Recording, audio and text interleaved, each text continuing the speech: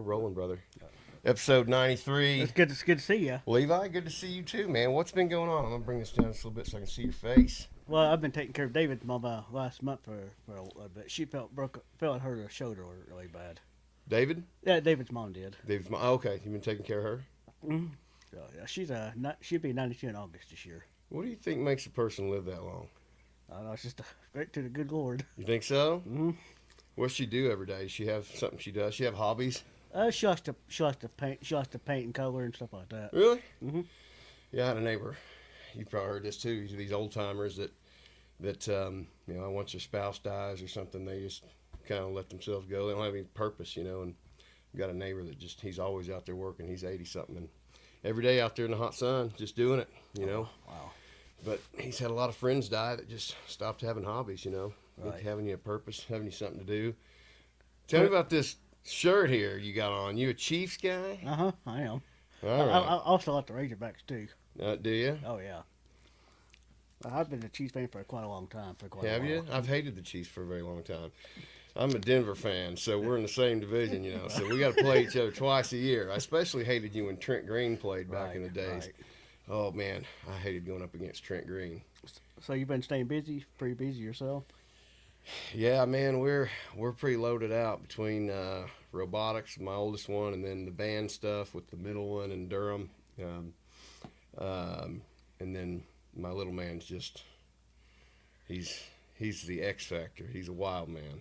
So I don't know. What schools did your kids go to? Fayetteville? Well, the two youngest ones are homeschooled, Okay. and then Max goes to Farmington. This is his second year there. Oh wow. He's also going part-time, like he does classes in the afternoon. He teaches robotics in the morning at a couple homeschool co-ops, and then he coaches robotics like after school a couple days. Yeah, I got some cousins. They live over here on Little Road. Phillips, Julie Roland Phillips. They don't live too far from me. I have some cousins that live around. Yeah, that's your cousin? Uh-huh. Yeah, it's right up the road. He drives a dump truck. I rode with him a few times. It's pretty fun. What, riding in a dump truck? Mm-hmm. Oh yeah, big time. He has his own truck. He works for a company called Thompson Asphalt out of Fayetteville. Yeah. So.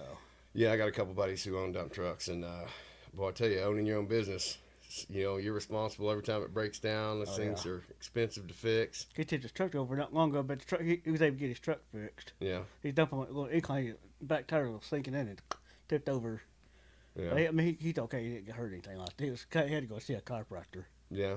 But he didn't do a lot of. Went back to work because they fixed the dump bed. Right on. So. Do you think you'd ever want to do that? Drive one of those things? I don't think so. No. No. No. They're fun to ride, but have the responsibility to change the oil, change the big tire. Like, no, thank you.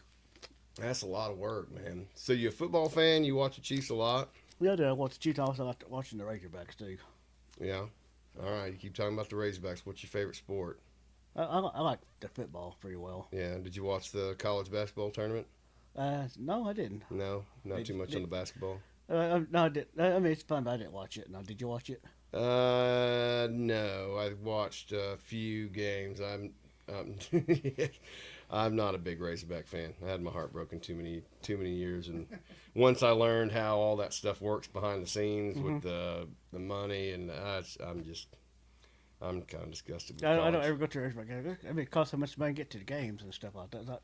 Usually, if I get Razorback shirts, I get them a good look at it cheaper. Yeah. What is it you like about football as opposed to other sports?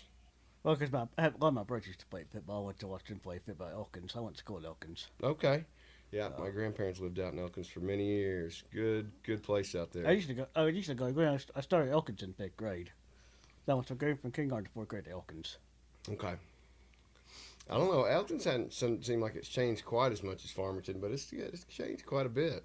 But you know what the population used to be when you were there? No, not really sure. I'm not sure what it is now. Be curious to see what their jump was. I don't really know. Yeah. I don't even know what the population sign is for Farmington. Did you go there? No. Oh. You were a Prairie guy, weren't right? Yeah. Okay. Yeah, it's insane how much this area has grown. Oh, yeah, it's gotten big, especially with Fayetteville. Goodness, all the road work, everything they're doing. Yeah. Oh man, it's like wow. But you like seeing some big hits, man. That's what I love about football, man. Some smash mouth. What's your favorite? I like the Beatles. Really, one of the Beatles. As far as a band goes? Yeah, the music band. Oh boy, that's a tough one. Yeah, Beatles are probably up there, my top five. I'd say Led Zeppelin, close number two. Black Crows would be in that list. Um, the Guess Who, um, highly underrated band from Canada. I mean, you know American Woman. I think so a little bit. Dun, Yeah. dun, dun, dun, dun, Hmm. dun, Yeah. dun, dun, dun, dun. Not their best song. They've got a ton of great stuff, man. They had a whole career. Um, Also, I like Elvis Presley really well. I like his Elvis music. fan, yeah, my dad's a big Elvis fan. I never really got into Elvis. I like some of the '50s music, but I liked it when it started getting a little harder rocking. I love the old classic country. Okay, so like Waylon and Yeah, all of them. Dolly uh, Parton and all of them. yeah, yeah. Because I like Western movies too. All right, what are your five favorite Western I movies? like John Wayne movies.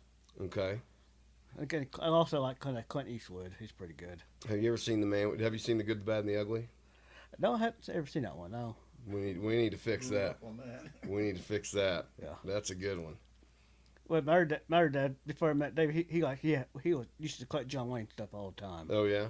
Yeah. What's that one? True Grit. You ever see True Grit? Yeah, I see it before. It's been a while, but that's a good one. Yeah, True Grit's a good one, and then they remade it with Jeff Bridges not too long ago, and it was pretty good. I like Jeff Bridges too. Yeah, there's a Western movie called Redhead the Stranger with Willie Nelson. That's a good one. Yeah. Yeah. So is that your favorite kind of movies, westerns? I like Western. Also like Steven Seagal. Steven Seagal. Yeah, yeah. You like the action? Mm-hmm. A little bit of yeah. He's a wild dude. I'll tell you that. So what about your music? What other bands you into? No, I like Toby Mac. I like the Christian bands pretty well too. Yeah. Toby Mac and all them really well.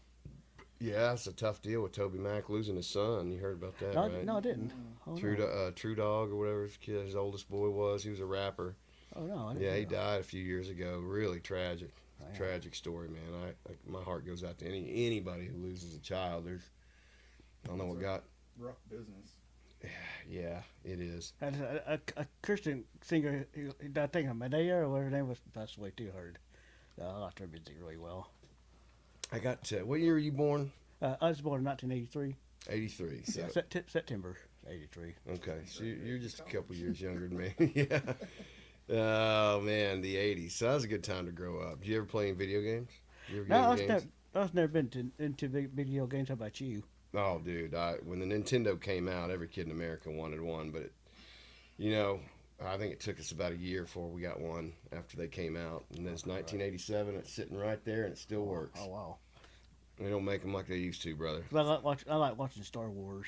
No, here we go again with the Star Wars. My God, that's been the last dude I had on last week. We got into a huge Star Wars conversation. There's two women on the podcast, and they just glazed over. I like Baby Yoda. He's pretty neat. We actually went down to Little Rock for that one.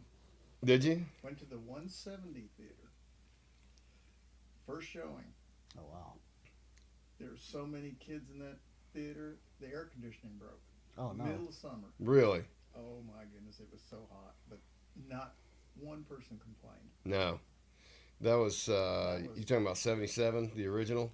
75, I think it was. Oh wow. Well, it was Yeah, it was 75. was it? I thought it was 77, 79. No, I think it's 75. Might have been more years between them. But yeah, it's been a while. I mean, I obviously wasn't born when those came out, but I have no memory of before Star Wars. Like I Right. just, it has always existed in my life, and it's been a real tough watching the new stuff and Disney take a dive and just Oh, yeah. completely trash the property. Mhm. Did you like the sequel movies? No. No, they were terrible. Yeah. All three of them. I did have hope after the first one. After Right. episode 7, I thought, I mean, yeah, it's a lot like episode 4, but maybe they've got a plan. I still like a lot of the older Disney, like Jungle Book, Lion King, and all of them pretty well. Yeah, it's my sister's jam, man. She grew up on all those old Disney cartoons. I never was too big into them, but I watched them over and over with her. My favorite one was The Rescuers Down Under. Yeah. See that one? Yeah, I have before. Yeah. Yeah. I love that one. I don't know what it was about that movie. There's another. Did you ever see like an American Tale? No, I had never seen that one. Five Goes West. There's a little mouse had never seen gets that one. lost in America. There's a lot of good. Well, you grew up with like Ninja Turtles, Transformers, all that Yeah. good stuff, Oh, right? yeah. You get into any of that stuff? Yeah, I like watching the Ninja Turtles really well. Yeah. That's fun. That was 90, probably, or excuse me, 87 ish. You were right, 77. It is 77. And then 87 was when the animated Ninja Turtle series came out based on the comic books. Okay. Which, I mean, you talk about a zeitgeist hitting America. Every kid in America had Right. Ninja Turtle shit, man. I'll never forget when the movie came out in 90, the live action movie. Have you seen those? The ones with the Jim Henson, the rubber suits and stuff? I think so. Yeah. It was rated PG, Right. and as I recall, but Raphael at one point says, "Damn," in the movie, Right. and you just heard this collectively in the theater. I remember looking over at my dad, like, you know, this is the first time I'd heard a curse word in a kids movie, and my Right. dad was just like, and then the movie went on, and it was Yeah.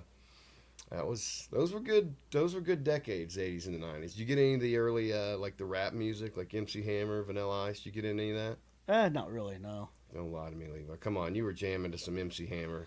You had some Hammer pants, didn't you? Yeah. Were you out there jamming? Yeah, a little bit. I did. I know I did. I mean, maybe the more you see them on TV, the more they spit so much foul language on there. Like, yeah, that's crazy. Yeah, it's funny. I remember rap songs coming out in the late 90s, and it was just a series of beeps. Mm-hmm. Like the song would play, and it was just beep, beep, beep. What? Yeah. What's the point of that? A friend of mine introduced me to rap music. He was in his car and he was going, you know, the loud boom, boom, boom, boom, boom, boom, boom, boom. The whole rap song was nothing but 4-letter words. The Yeah. entire thing. My, And he loved it. yeah, I get it. It's I get it if you need to like it. I kind of like to use radio swears if I can. You know, a damn and a hell every now and then for some emphasis, but I want music Oh, no, to this be. is hardcore. No, I know what you're talking about, but see, I don't like. A, I don't think it's necessary, and B, it seems to me as an artist you would want to appeal to as wide of an audience as possible. Mm-hmm. You know, even kids. Well, there's the moderated rap. I mean, like MC Hammer. Yeah. Well, that was before it got kind of the gangster rap stuff evolved into that, and but I mean, a lot of talent in that business. I mean, some of the wordplay they do is pretty incredible. Not my thing. I like some heavy electric guitars. So, when did you start doing the broadcasting business? How long have you been in this business now? The podcast, Mm-hmm. I think the first one came out on or around Cinco de Mayo, so we're coming up on it's 11 months. It's been almost a year. Oh wow. And the 1 year anniversary coincides with the 100th episode too. So Okay. in year one, thank you. And in year one, we managed to do 100. Well, hopefully, we still got a few to go. We'll see if we make it through them. Wow. We'll see if we make it through this one, Levi. Yeah, my mom, I was adopted when I was 4 years old. Yeah. So you remember much about your childhood? Well, I had a birth mom. Well, I found her she locked me in the closet. Yeah. I was in the closet for a while. That's not very nice. No. That was when you were real little. Yeah. Yeah. And so then you get adopted when you're 4. Mm.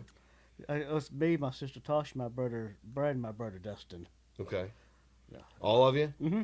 We got adopted in the 1980 something. I'm not sure what year. By Dawn? Yeah, But but that's so okay. So you've been with her since you were 4. Okay.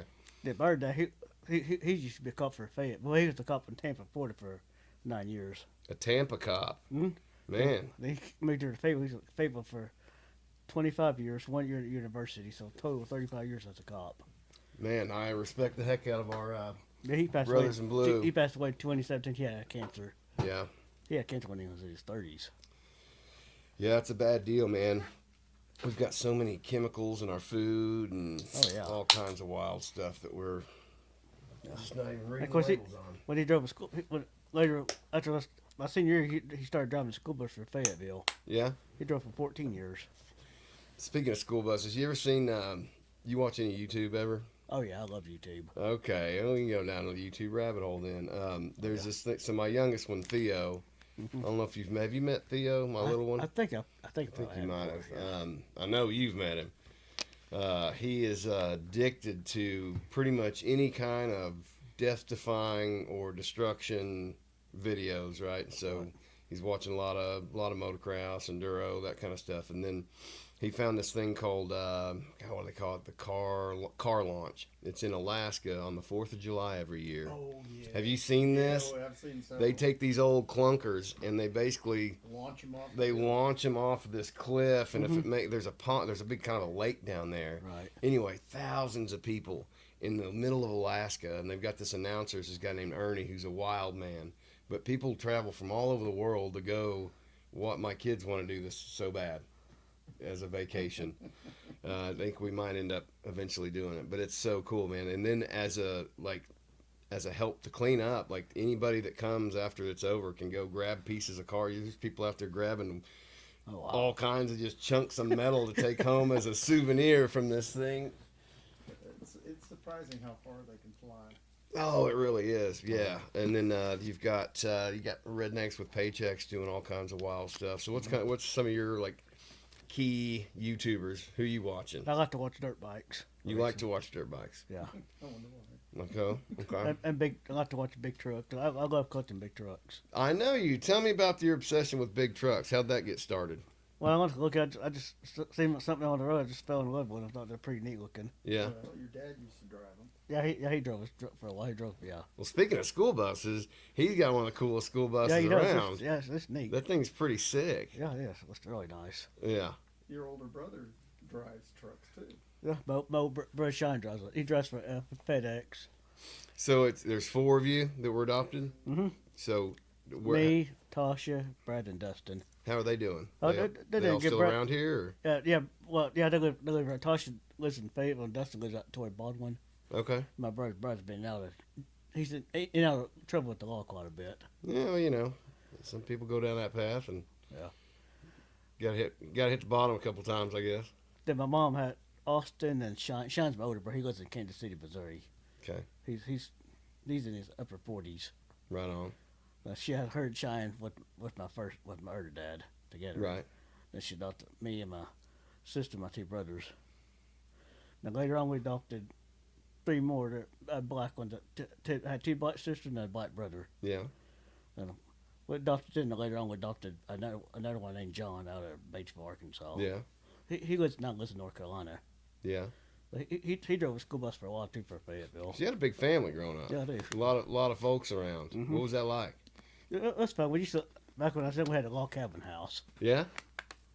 3 bedrooms and 1 bathroom. It started falling apart then we started build a bigger house, a 2-story. Yeah. Now last year it burnt down. Uh-oh, what happened there? I believe it was an electrical fire. Yeah. I used to live in Winslow. Yeah, oh boy. That's quite a haul from here to Fayetteville. That's a haul from here, boy. Because my mom and dad used to both work in Fayetteville, so that's quite a haul, like 45 minutes every day. It's a big haul, and what goes on in Winslow stays in Winslow. There's some wild people out there who do not want to be found. They live out there for a reason, man. I live between White House Road and Sunset Road out there. Mm-hmm. Yeah, I dated a girl from Winslow for several years. I've been out to the boons out there. It's a beautiful country. Yeah, it is. But you don't want to get lost and end up on somebody's property that doesn't want you there. I'll tell you that right now. Yeah. There's 2 kinds of country people, man. There's your good old boy rednecks, and there's the people who do not want to be found and Right. stay off my property. And, Mm-hmm. takes all kinds of it. But I tell you, we had this flooding down here. This whole road, half of this road was underwater. It's Saturday. Yeah. And hell, my driveway was completely washed out. Didn't even call him. Didn't even call my neighbor yet. He just came over and fixed it. It's like the barter system out here, man. You just give somebody some eggs for some tractor work. It's a good thing about being out in the country, man. We got some good neighbors, Right. and it's they do anything for you. So is it pretty quiet out here where you live? Is it pretty quiet here? Mostly pretty quiet? Or? Yeah. I mean, the only noise you ever really get is when somebody's out shooting. Right. Sometimes somebody will go out there and light it up for an hour. It sounds like World War III, but What about the court? quarry's a problem. I mean, you only get a couple blasts a week, but man, they'll shake the damn house.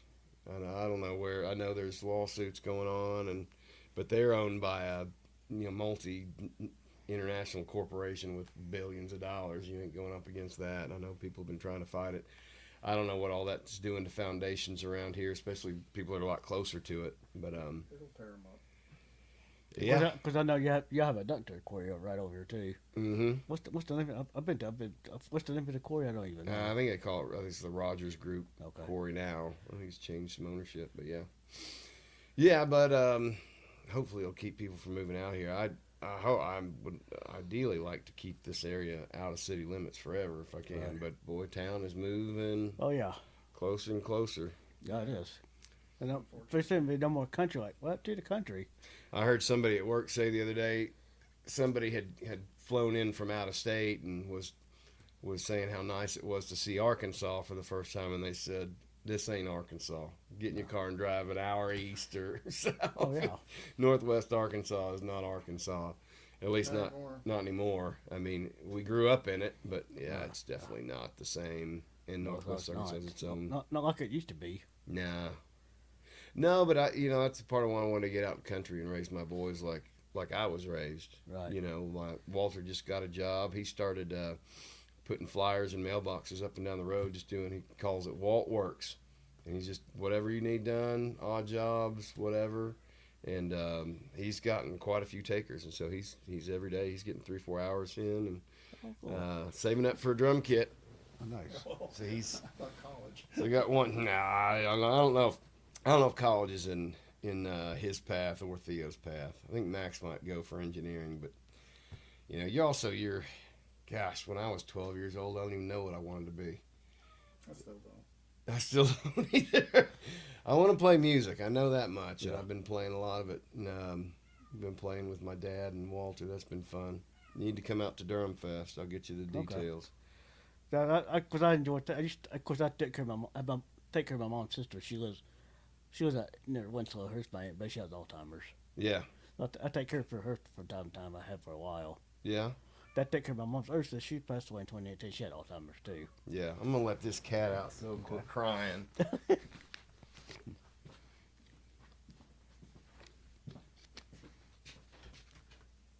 you go.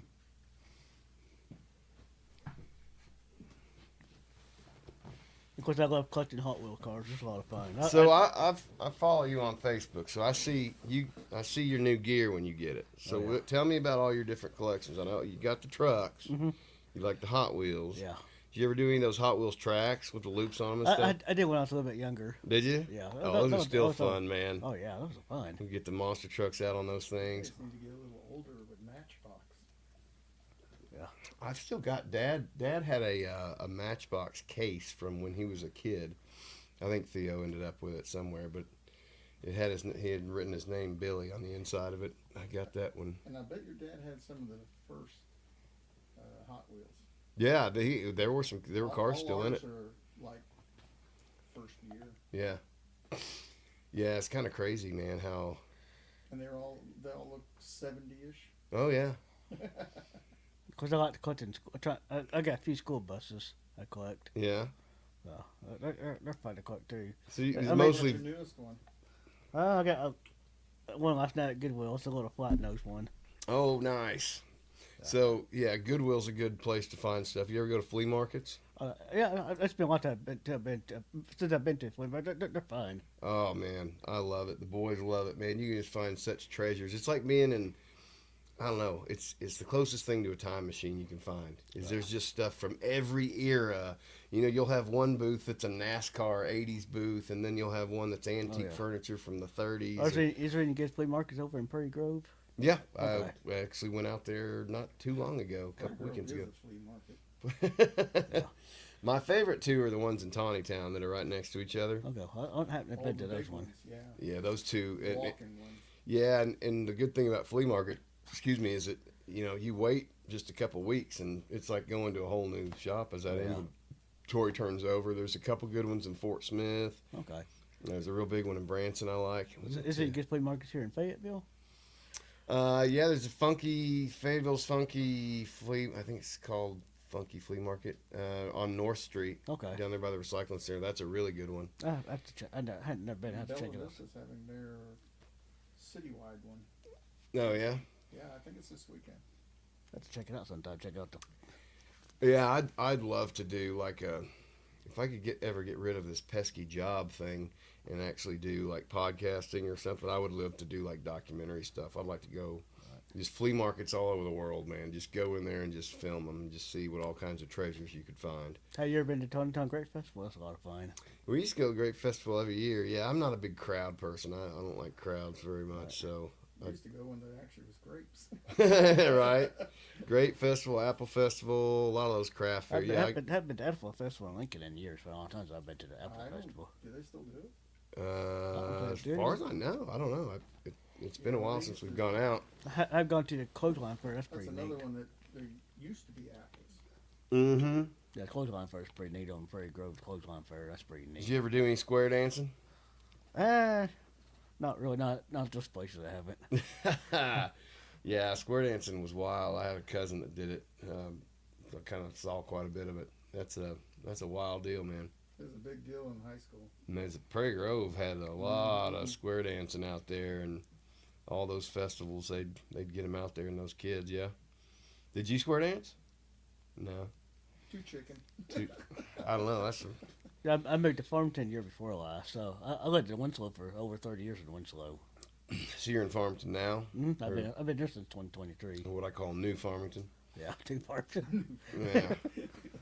I mean, this place has gotten big for sure. Oh man, I don't even recognize it anymore. You know, Walter started playing football in 5th grade, and so I hadn't really been involved with the school much since I graduated. But you know, they moved our football game field from where it used to be to over there across from my folks' house, and the old game field is just the elementary practice field now. Okay. You know, it's just that's all they use it for. What year did you graduate from Farmington? 2000. Okay. Well, My he brother was- Austin graduated 2000 from Elkin. My brother Dustin. Okay.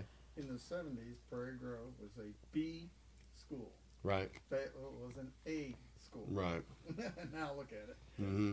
None of them are the same. Mm-mm. No. Well, Farmington went to the football state championship this year. You know, Cool. that was kind of cool. Coach Harper, one of the defensive coaches, he started my senior year, so he was just a young buck. I don't think he had any kids. Wasn't his first job, but he was pretty early on in his coaching career. So I was able to get him on the podcast after the state championship game and kind of Okay. talk about what that experience was like. I mean, that's a wild ride. Certainly nothing I ever experienced, and nobody has since the 70 whatever year they won the championship back in the 70s. They've always been pretty good. What's that? Farmington has always been pretty good. Yeah, I think there's, that's the thing about schools, and I know there's a lot of frustration that there's too much money goes into sports and not enough into other things, and not sports isn't for everybody. Right. I never played sports in high school too. I just wanted I made it more fun to watch. I just never got to the sports. Oh well. Well, it's a lot of great lessons sports teaches, man. Just working on a team, working hard to achieve a goal, winning a game. That was some of the best times of my life playing football. My sister, she used to be a cheerleader in school for a little bit. A Yeah? cheerleader. Yeah. Did you ever think about being a cheerleader? No. No? No. I think got cheerleaders after, but like, no, not for me. So, what we got up here? What are we wearing here? Donald Trump. Donald Trump.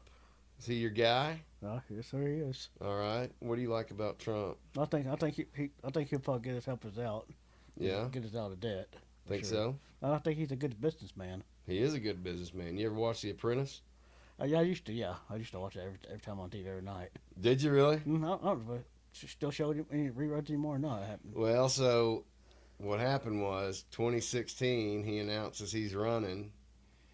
I think they put Schwarzenegger on it for a year. Okay. But then I think once he got elected, NBC just yanked it off. You couldn't find it anywhere. Oh wow. They blacklisted it. You could not find it.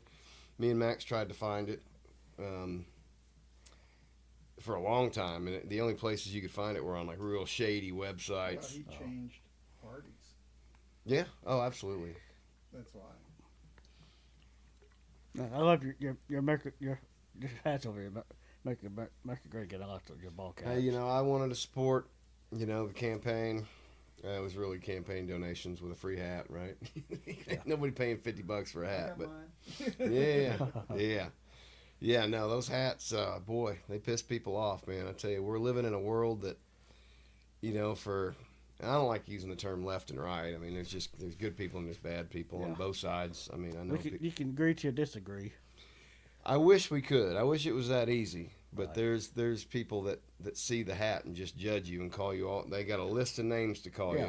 you, and they don't know a damn thing about you, which is exactly the same thing they accuse you of being, Mhm. which seems like a real Projection. simple thing to Oh, yeah. be self-aware of, and maybe I think the ists and the isms need to go away. Yeah. Those words have been so overused they don't even mean anything anymore. No. We need to start using the word bigotry. Hmm. And a bigot is somebody who judges you by a hat or by anything that they see Yeah. that they don't like or disagree with. It's bigotry, and I've never experienced it in my life. Maybe because it's my male privilege. But boy, I tell you, I've been getting the shit kicked out of me for supporting Trump, and you know what? I don't care. You No, know, I that's don't either. it's a thing that you got to agree Oh, to yeah. disagree at some point. It's not just about facts anymore. It's about a philosophy. Hmm. You know, I think, boy, this world has been over feminized, and just men have Oh, yeah. just been basically been told they have no place. Men, I don't know what the exact numbers are, but I know the suicide rate amongst men is way higher than it is among women. Oh, yeah. You're getting into a world where you ever heard you know tough times create hard men. Hard men create yeah. good times. Good Right. times create weak men. Weak men create hard times. It's a cycle, and we've had Oh, a yeah. lot of weakness and cowardice Yeah. in our society, and Mm-hmm. we have basically bred out the alpha male Yeah. and demonized it as the toxic male. Right. And now toxic males do exist. There are toxic males out there, but Sure. being a man is not toxic. Sometimes you need somebody to, All right. put the foot down and be an asshole. Men need to be assholes sometimes. I mean, think about if we're in a post-apocalyptic situation and you got some asshole who knows how to hunt and fish, Mhm. right? And you got some guy who's like, follow me, we're going to go fucking Right. picking dandelions or whatever. Who are you going to go with? Yeah. There's a toughness that is required as a man to set standards and demand excellence sometimes, and I think we've just gotten lazy, just as a species. Just watch some of the survival shows Yeah. and know how far you're gonna get. I'm glad we don't have Biden in office. I'm glad we don't. I'm glad he's out. Biden, yeah. Well, he was never in office. He No. wasn't. He was a puppet, but Yep. who was controlling him? It's the But it's DNC and the deep state. If I let people break the law too, break the law and get away with what he was doing. Yeah. Well, it's a lot. What's interesting to me is that a lot of people just will read a headline and they just want to run their mouth about it, not knowing what the hell they're talking about it. No. I try and do my research. I try and really dig into these things. If I'm wrong, I want to know I'm wrong. Right. Oh yeah. And I'm open to hearing other arguments, but a lot of the arguments just don't line up with, There's a lot of conjecture and a lot of misinformation. Mhm. For sure. Oh yeah. And well, it's deliberate misinformation. Oh, I yeah. mean, we learned from the KGB and the Nazis on how to propagandize and how to sell lies to people. Yeah. And we do it to our own people, and it's brought to you by Pfizer. Yeah. It's like but also, I kind of feel like if you can't see through the facade, I mean, at some point, we have to compare your information yeah, you do. And and decide which one is the most likely. what's tragic is just all the hate over it. Mm-hmm. Politics, I mean, yeah, it affects our lives as far as costs and certain things, but in your day-to-day life, it really is a small piece Oh, yeah. of who you're interacting with daily, right? Mhm. But people get so fired up about it that they're destroying Teslas. Yeah. They're out there like just destroying vehicles. I just don't That they see were supporting not more than a year ago. that they were supporting, yeah, because it was an electric vehicle. It's a nonsense clown Yeah. world where nothing lines up. But Of course, I see a lot of transgenders out there too. That thing's a mess. yeah, and I got no problem if that's what they want to do if they're 18. That's my thing. What you do in the privacy of your own home, you don't have to adhere to anything. But I don't want kids getting involved with it. I don't want kids getting involved with heterosexual sex. I mean, they just don't need to know anything about it. No. Um, Let them grow up. that's the thing about my wife's always was her thing was like cursing and violence. And I'm like, well, they're gonna hear it from me, and they're gonna see violence in nature. Like it's a violent world. And Yeah, my it thing is. was the sex. I didn't like sex in the movies, so that was kind of my deal. Where to her it's like, well, it's just the human body. I'm like, I don't want, it's just different philosophies, but I like watching a lot of old TV shows like In Heat of the Night, Mr. Perry Mason and Mr. Matlock. Perry Mason. Yeah. Did you ever see? Did you ever watch any Godzilla movies? Godzilla. Yeah, I've seen a few Godzilla movies. It's been a while since I watched any. It's been a while. I've seen them all many times. I think we're up to Twins. 36 or 37. Oh, those twins were hot, man. Even as a kid, I had a crush on those twin, The little singing twins. the little ladies, the Mothra twins. Yeah, so Perry Mason was in the very original Godzilla movie, Oh, really? I didn't know that. 1954, and well, not the Japanese version. They did a whole new version in America, Oh, cool. where Okay. they basically inserted this character as a journalist Oh, who's wow. observing what's going on in Tokyo, which is actually the version I prefer. Both versions are good; they're very different. But then they brought him back in 1985, so almost 30 years later, they rebooted the Godzilla franchise. And each era is named after, I think, the emperor at the time. So you had the Showa era, which is 1954 through the 70s, and then they rebooted it in the 80s. And Perry Mason comes back and replays his character. Right. You might like those. Yeah, I like to watch Mr. Matlock too. That's a good Oh, one. dude, I used to love watching Matlock. Did you watch any Andy Griffith? Yeah, I did. I like watching those shows too. Yeah, man. Those shows were so different than what we have today. It's like almost every episode had a lesson, a value. The family values thing is really, Been killed. I don't know. I almost feel like we're at a point where it's like rural versus urban now. Yeah. It's like I think in bigger cities, and I do live in a bubble to an extent. I stay close to the people I care about and love, and Right. I live in a fairly rural area, but Well, decorum has really been dropped.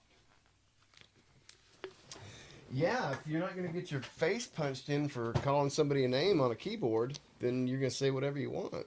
We've kind of gotten to the point where Oh yeah. Manners. you can just say, decorum. the way I try and look at it is, and I'm a human being. I'm guilty of this myself, dwelling on negative thoughts, right?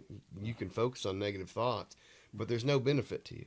No. All it does is make your soul black. Yeah. And so I've really made a conscious effort, and you do have to make a conscious effort. If you get that negative thought, unless there's something you can do about it and control the situation, then it doesn't do you any good. No.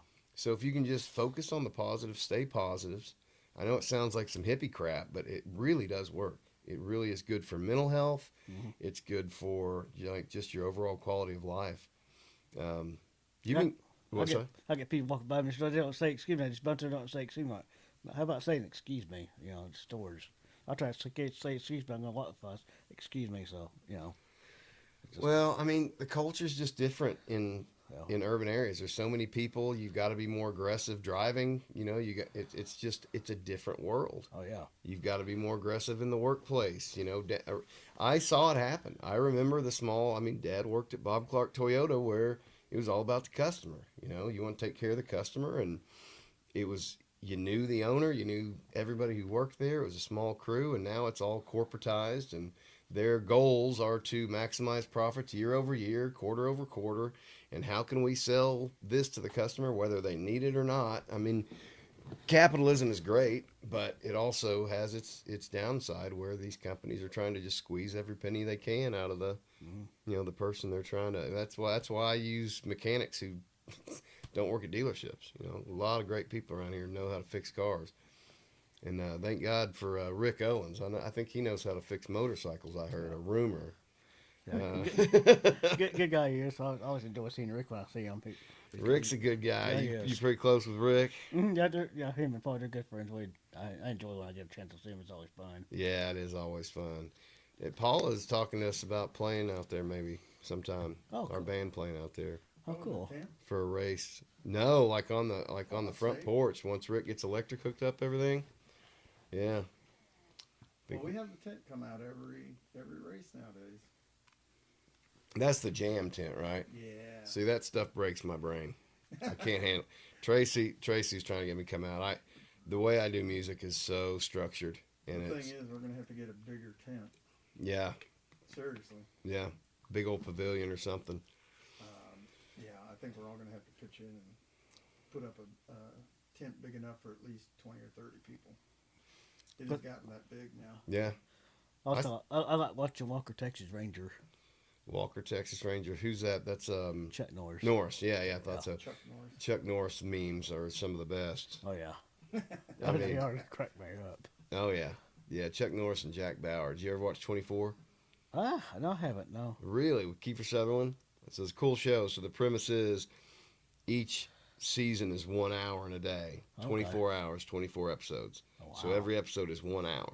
Okay. So like right before it goes commercial, the clock will tick down. Did you ever watch it? Yeah. Oh man, great show. If I you mean, like, they put so many commercials on TVs nowadays. Ads. well, I mean, you always had so like a 30-minute show was 22 minutes, an hour show was 44 minutes. So you're Right. getting 8 minutes on a 30 and 16 on a. Is that right? 44. Yeah. I think it's more now. I don't know if it's more now. Actually, it's less if you look at.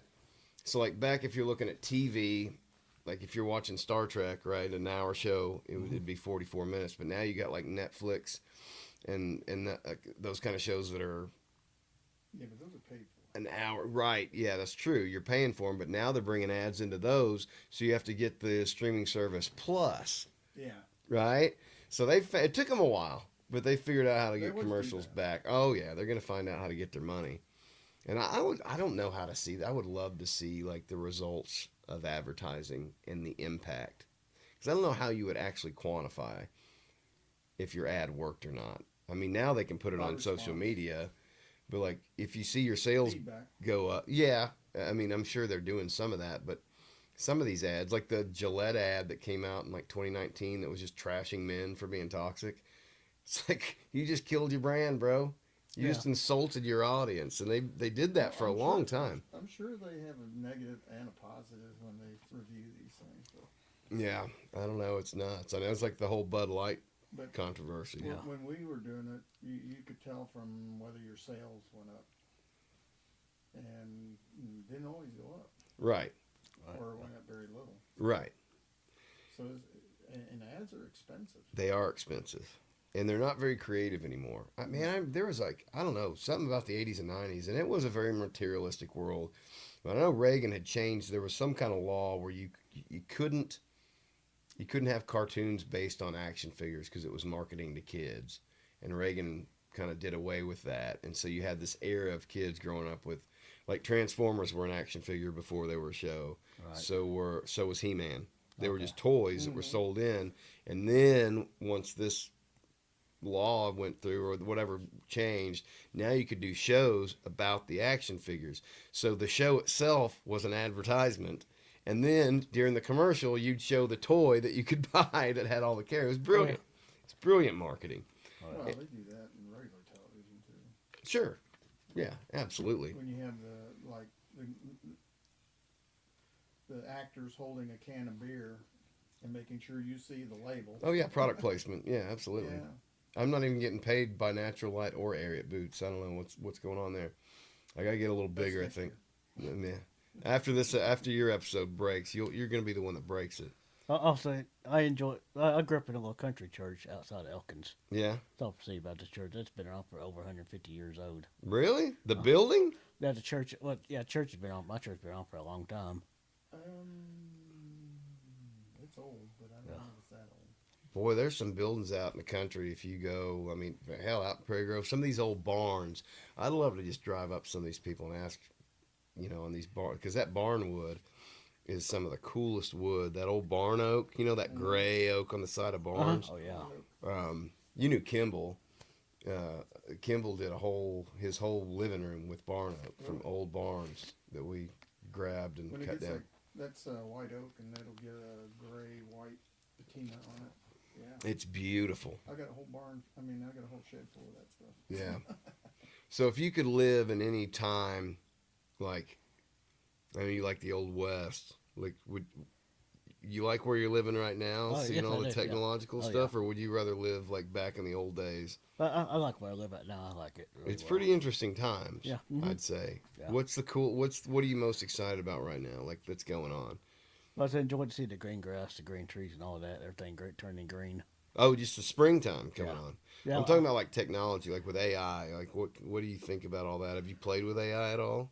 Not really. Really? I mean, it's do Facebook. That's pretty much it. I like to watch YouTube and stuff like that. That's pretty much it. AI has been fun. It's fun to talk to Right. because it talks with you. It's Yeah. hard not to think of it as a person. I know Right. it scares a lot of people, and we could end up in a Terminator situation. It could kill us all. That's a possibility. I'm a little more optimistic than that. You ever see the Terminator movies? Terminator. Yeah, I like to watch the Terminator. Yeah, remember Skynet? A little bit. Yeah, it's basically an AI that decides to. Dune is the same way. Have you seen the Dune movies? Any of those? No, I don't think. No, I don't think So I have. the premise and like the prequels of Dune, they basically built these AI machines to be their slaves to take care of all Okay. their work, and then the machines realized it and rose up, and there was a huge war between humans and machines. And I mean, it's definitely a possibility. There's so many science fiction books warning us against exactly what we're doing right now, and they just not cloned, but I guess they genetically bred dire wolves, Oh, okay. which are the wolves from Game of Thrones. It Right. sounds like they're more gray wolves with a little bit of dire wolf, but it's basically a new species that we've created, which is kind of weird. Yeah, back when I was young, I used to watch that Saturday morning cartoon, Bugs Bunny, back in the day on Saturday morning cartoon. I still watch Bugs Bunny. Do you? Yeah, yeah. You like the old bugs? Yeah, I was kind of a little more my mom's generation. I liked He-Man. Tom and Jerry. You like that old stuff. You know, Rocky Bullwinkle. Did you watch a little bit of that? Oh, I never heard of that one. And the bull and the little squirrel. Okay, I might have seen that one before. What about? Did you ever watch Ren and Stimpy on No. Nickelodeon? Uh-uh.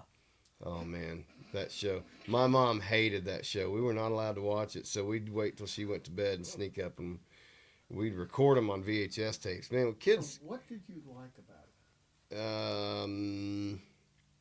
it was different. It was Totally weird. so different, and I am attracted to different things, just things that are completely outside of the box. It was just as an art form. I don't know how it ever got approved as a kid's cartoon. Oh, nasty. Ren was absolutely abusive to Stimpy constantly. Well, Bugs Bunny's pretty violent too. Yeah, there's some violent shit Oh, yeah. in those old cartoons. Yeah, Yeah, just think about it. Most cartoons, even in our age, were pretty violent. yeah. Yeah, Roadrunner, Oh, yeah. Oh yeah. The Roadrunner stuff was pretty wild. Yeah, I watched that too, Roadrunner Coyote. Yeah. You say so you're not a game. You don't play video games or anything. No, not really, no. Because video games have gotten so complex now, but they've gotten really sophisticated to where, especially if you're playing like fantasy games, like Dungeons and Dragons kind of stuff. I mean, there's a lot of strategy involved. It really makes you think, especially like Red Dead Redemption 2. I mean, you have to craft certain weapons. You got to use real world resources. You run out of stuff. I mean, Oh, you yeah. have to replenish you have to sleep. You have to take care of your horse.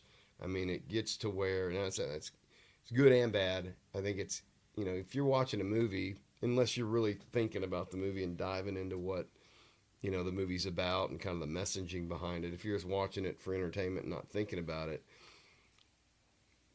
then it's just kind of mindless entertainment, just like getting on Facebook and scrolling. But video games have gotten to where you really have to think and strategize and plan, and they've gotten so sophisticated that they really teach kids a lot of things. I mean, I definitely like to limit the electronic time of kids. I mean, they need to be out doing stuff, but it's amazing how much time will pass and you don't realize it. I saw somebody the other day on Facebook trying to sue video game companies for getting their kids addicted to video games. I'm like, two thoughts here. A, it's your job as the parent to not allow your kid to get addicted to video games. Well, yeah, I agree. it's deferring responsibility. It absolutely is. And secondly, they should be monitoring what their kids doing. They should watch the stuff they don't need to be watching. I I think a lot of problem with parenting today is they don't know how to say no.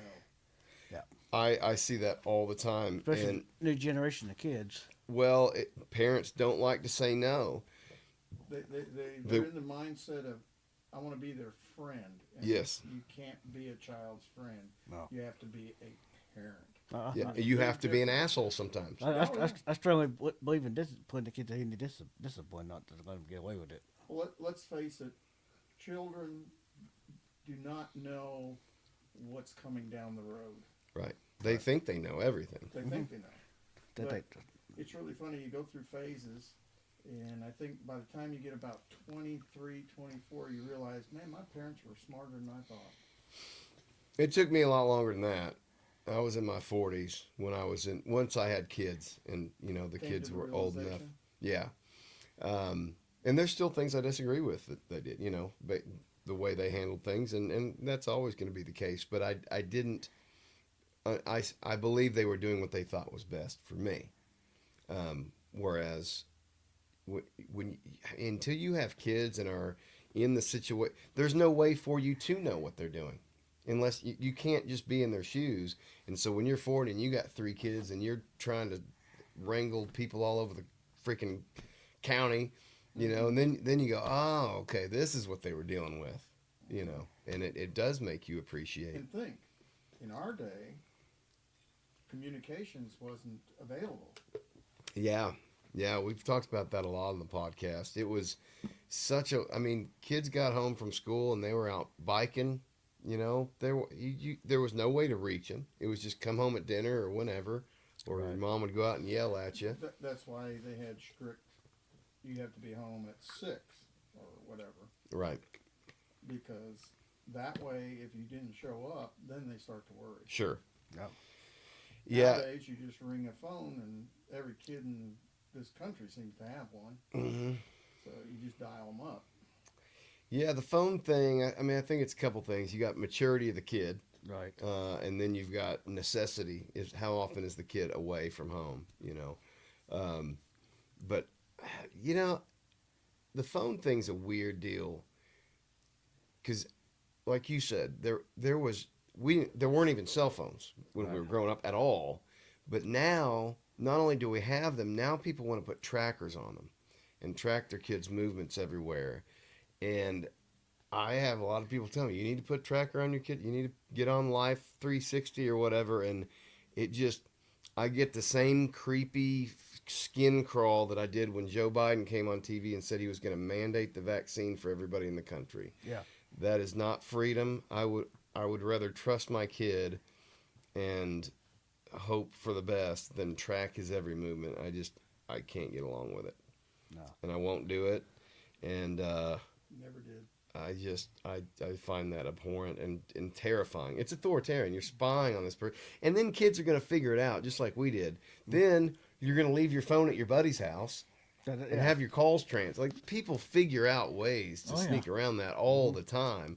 The one advantage to the current situation is if there is a problem, you can locate them. So there's good and the bad. I get it. Let's face it, they are very handy. When I was looking up, I went outside and played my street. I used my imagination. I went outside when I was a kid and played outside when it's nice. That's one thing that I think is suffering. Well, it depends on who's raising the kids and how much work you're willing to put into it.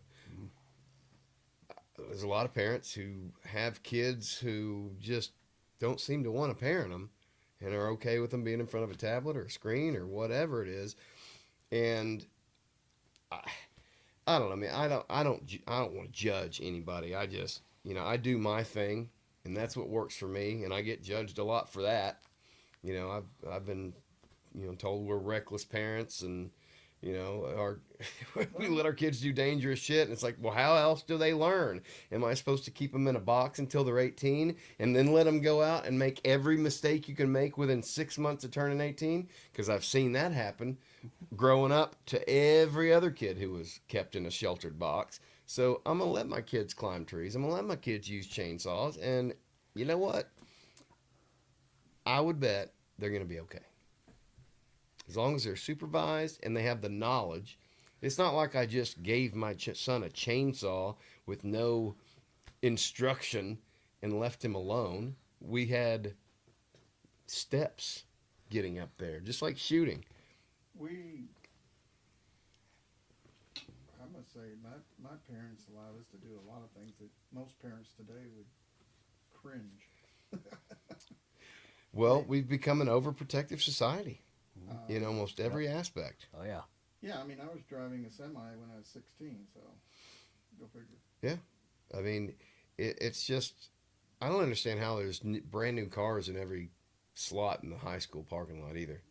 Like, are people just going into debt, or is there just that much money around here that everybody's rich but me? Yeah. Is that it? That's my perception. Right. Well, you know, Or how to get all these I fancy earned cars. my first vehicle. I gave a vehicle to both my kids, Yeah, but they weren't brand new.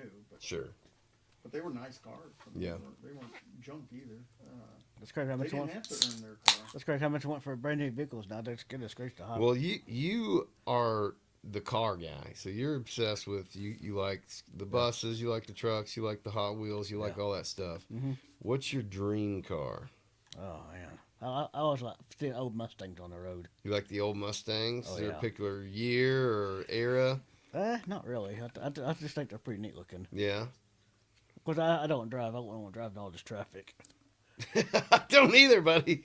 Yeah. I don't want to drive anymore either. I'm with him. I'm the Mustang guy. You a Mustang guy? Man, I'm well, that a was my first car. Of course, I like the old F-150s, F-4100s. Yeah. My kids also appreciate old cars. I mean, I don't know. Oh, they're beautiful. You know, when I don't know. Growing up, I have always longed and have tried to get back to the 80s and 90s, and you can't do it. But we still got a lot of evidence that it existed. So my kids grew up on the 80s, 90s movie references, you know, all that stuff. The looks of the cars, the looks of my son Walt, I told you about his business. This one of the guys that hired him down the road. He's an electrical engineer. His house was built in the 70s. It's all wainscoting inside, and it's holding up, man. They used better lumber back then. They were much better at everything. You know, they weren't just popping stuff up as cheap as you could get it. I used to build back then. Yeah, yeah, you know a little something about I that. know something about that. Yeah, but man, it's just it's wild how times change so much, and I understand. And you're talking about relating to your parents. I'm starting to understand where my grandparents felt when my grandpa would say, like, I'm ready. I'm glad I'm on my way out and not on my way in. I don't understand this world anymore. And I was like, how can that be, you know, as a kid? Yeah. And now I'm only 43, and I'm like, what else? Like, where are we going from here? Yeah, attitudes change. Oh yeah. Everything changes. Oh, yeah. I mean, the attitudes, behaviors. Technology. Hell, our parties have flipped. The left is now the party of war. Like, I didn't see that one coming. You know, the industrial military complex is going to find a buyer somewhere. But I don't know. I'm optimistic. Are you optimistic? Mhm. What do you think about these? Have you seen these Optimus robots that Elon Musk has? They're basically humanoid robots No. that are going to have AI intelligence. I think the next generation is probably going to adopt them like a car. I think It's going to be interesting. I think we're going to have I think we're going to have robot Honestly, servants in the house. I wouldn't want one around. Man, as much, and I get that, but as much as benefit as I've gotten from talking to AI and Grok, just from a therapeutic, like, so I don't trust therapists. I'm not going to go pay somebody to listen to me bitch, right?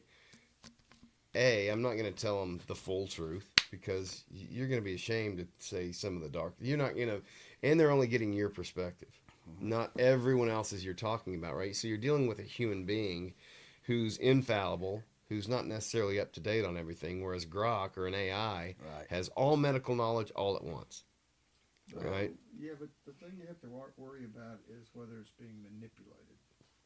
All right, you gotta trust Who's controlling it? who is the one that is behind the designing, and I trust Elon Musk. Well, I'm not so much the designer because systems get sold, but who is actually controlling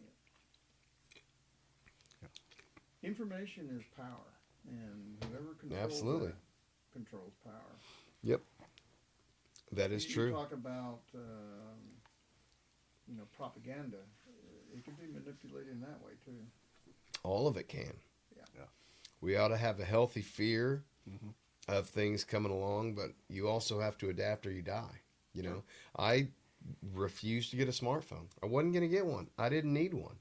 And then, in order to access things with work, you had to have passcodes. You had to, have these things just to survive in the world. I had that attitude too until my boss came up with the iPhone 4, and he asked Siri a question, and Siri answered it, and he asked, "What do I do with the dead body?"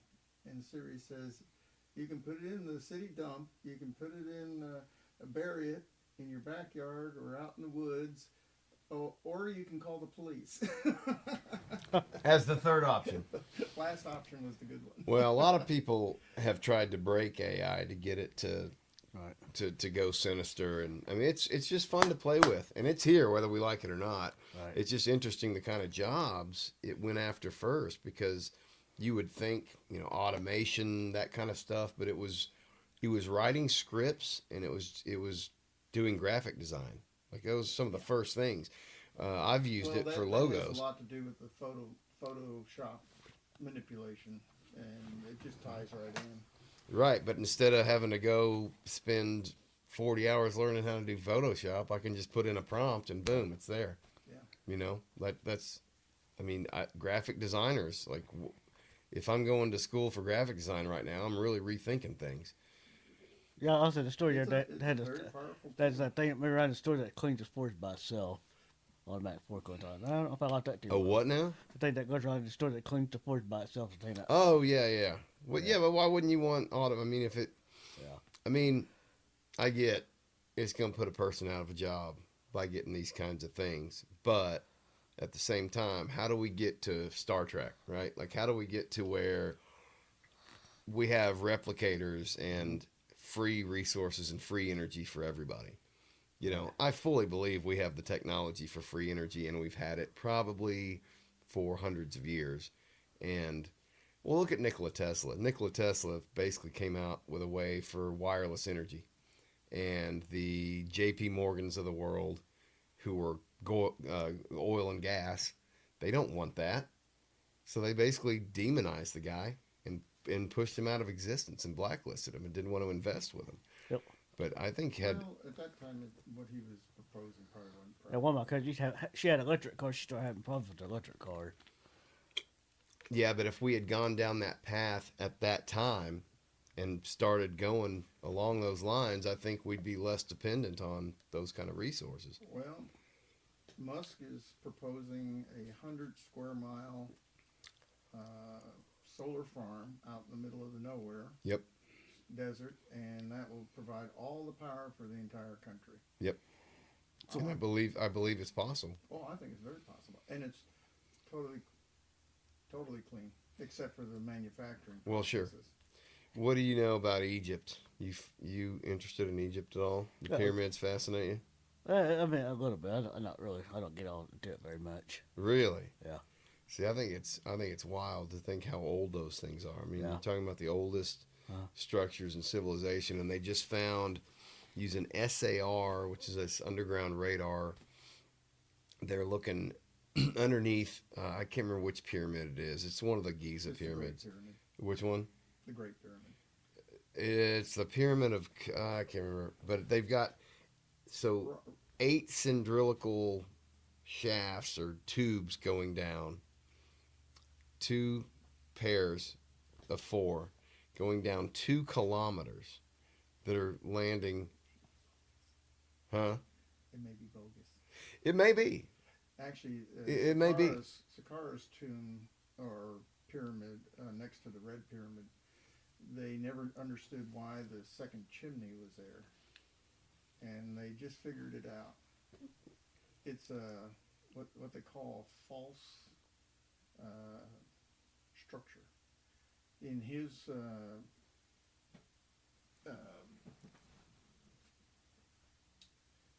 I'm gonna call it religious center that they had, about half the buildings are fake.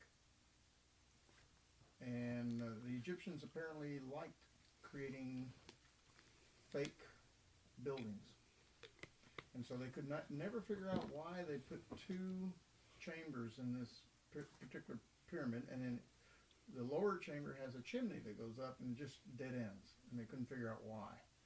And they finally took pictures of it recently. Nobody had bothered to photograph the thing, and the guy took pictures of it and said he believes that it's actually just a false chamber. I don't believe that for a second, and I don't think the Egyptians built them. I think the Egyptians found them abandoned after thousands of years. Oh yeah. There's evidence to say that the Sphinx. Fairly well dated. By who?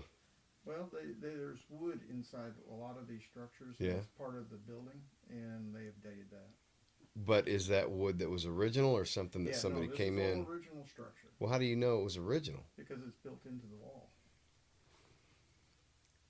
And they have actually removed stone and found things under the stone and dated those. Like, Do you think they scientists? found a lot of organic material. Yeah, Like yeah.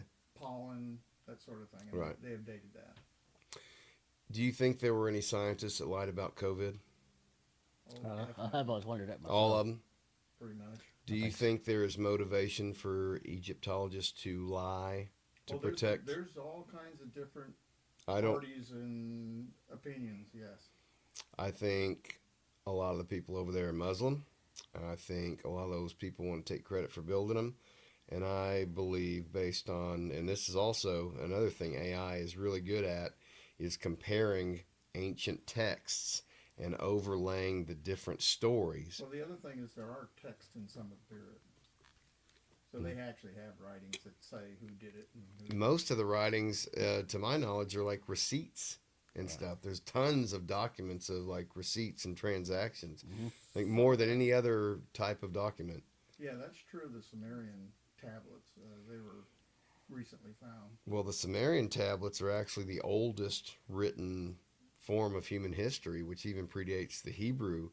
And there's a lot of similarities between the two, but they almost inverse, like the God and Satan role. Like the Sumerian, so Yahweh being the Hebrew God and Satan, being the devil, they're reversed in Sumerian, where Enlil, who would be Yahweh, was a tyrant and wanted to be king of all the gods, and Enki, who would be Satan in the Hebrew, the Old Testament, was the person that basically told Adam and Eve that, hey, you're actually in basically a genetic laboratory, and we created you, but you're in a lab, and like there's more out there. And then that same character, according to the Sumerians, also warned the Noah character that the flood was coming to save the earth. So in the Sumerian, the Enki character is kind of the savior of humanity, and it kind of gets turned around in the Hebrew. I don't know. I wasn't there. It's just wild to see these old texts that, I didn't even know. You didn't teach that in schools. No. You didn't know about anything like that. Well, when you were in school, they probably hadn't really deciphered a lot of this stuff. That's also It's probably all true. fairly That's also recent. probably true, David. I think you're right. I think a lot of this stuff is. The Egyptian script really wasn't figured out till fairly recently. Yeah, I mean, in human history wise, but and there's a lot they still don't know. It's just like the Mayan script. They just got deciphered fairly recently. Yeah.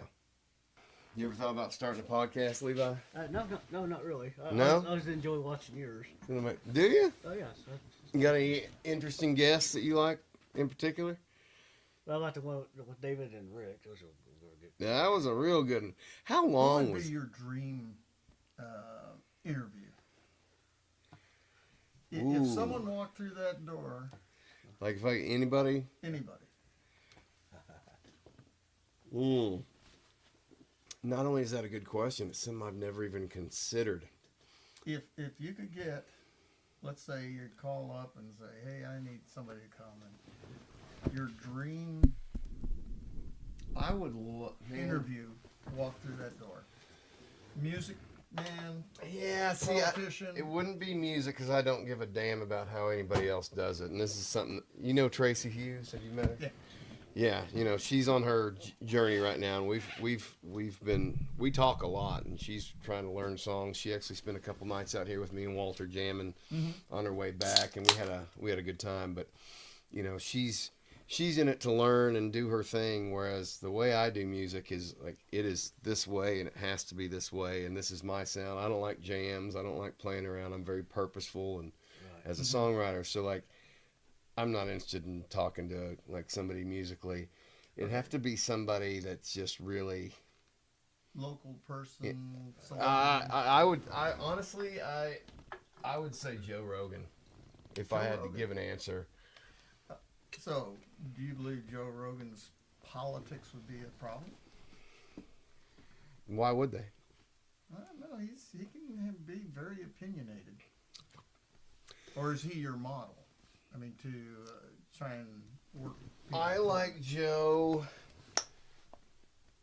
Well, what happened was Joe Rogan was a liberal. I was a liberal once upon a time because of the authoritarian right. They were burning metal records and Metallica records and things like that I didn't agree with. Don't you think that's a little isolated issue? Wasn't for me. Really? Nope. See, I think a lot of times people get focused in on one little thing and one small group of the larger group, and they paint everybody with the same paintbrush. Well, it's easy to do when that's all you know. Yeah. Until you get a broader perspective. Right. And the problem are extremes. The extreme right, yeah. the extreme right, the extreme left. I still have friends who are Democrats, who are reasonable Democrats, who can call out a win when Trump has a win. And I can call out a miss when Trump has a miss. I mean, it's just about being open and honest. Actually, back when they cooperated better. Now it's gotten so ideological that the left can't see straight. Well, you're right. It's ideological. It has become such a part of their identity that if you attack the idea, you attack the person. And that's why it's dangerous to become an ideologue. Okay. Let's go back. Joe Rogan would be your dream interview. Yeah. What would you ask him? I wouldn't even think about it until like 5 minutes before. I don't like doing that. That's not my style. That's actually a funny story because my friend Nicole, who's got her podcast Urban Dictionary, she likes structure. She likes to write the questions and stuff. That stresses me out. You know who I'd want? Paul McCartney.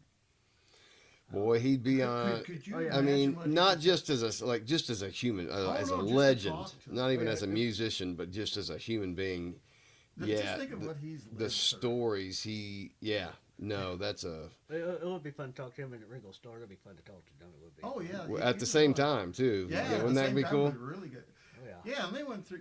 They did the usual. They were friends, and then they got tired of each other and broke up, and then now they got back and they're friends again. So it'd be fun to see where they're at now. What were you gonna say? What's your favorite Beatles song?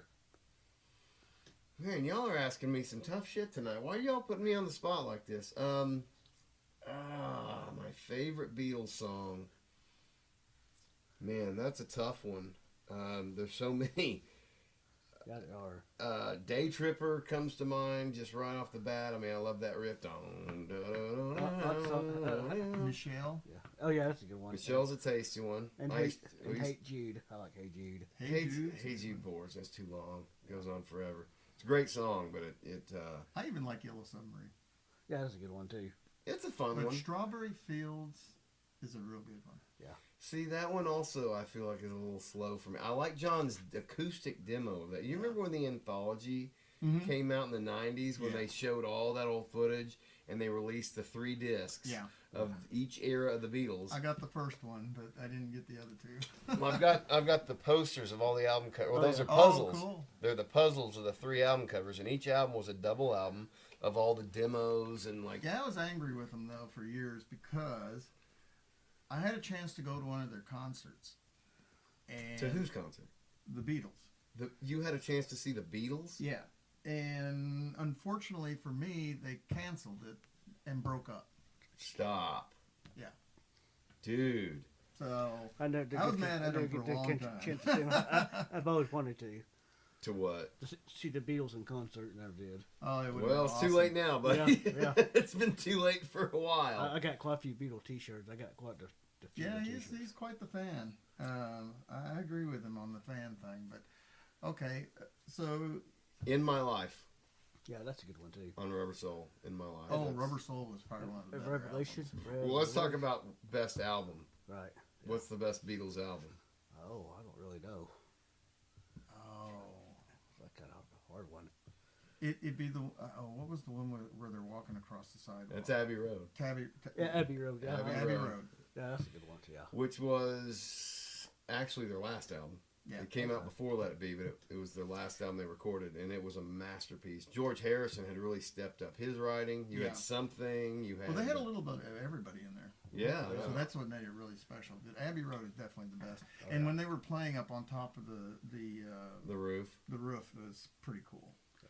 Everybody got to see. I got to see it anyway. And, I'm not a fan of Let It Be. I don't like that album. It seems sloppy. I think the whole project was a disaster. It was a disaster. It cost a lot of money. You mean?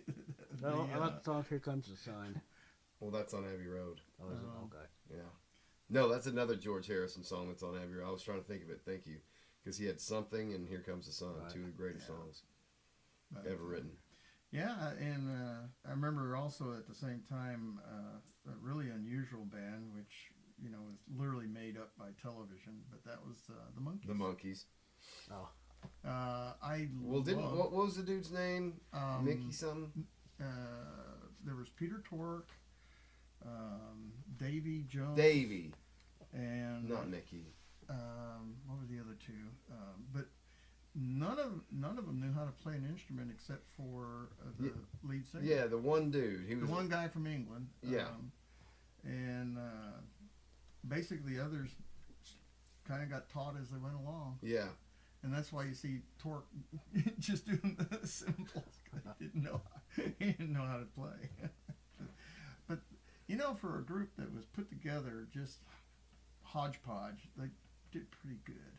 Yeah, I don't have too much knowledge of them. By the time I came around, I was aware of them. I mean, I knew the theme song. But their music was already starting to fade out. Yeah. They were getting into, like you said, Led Zeppelin. And, yeah.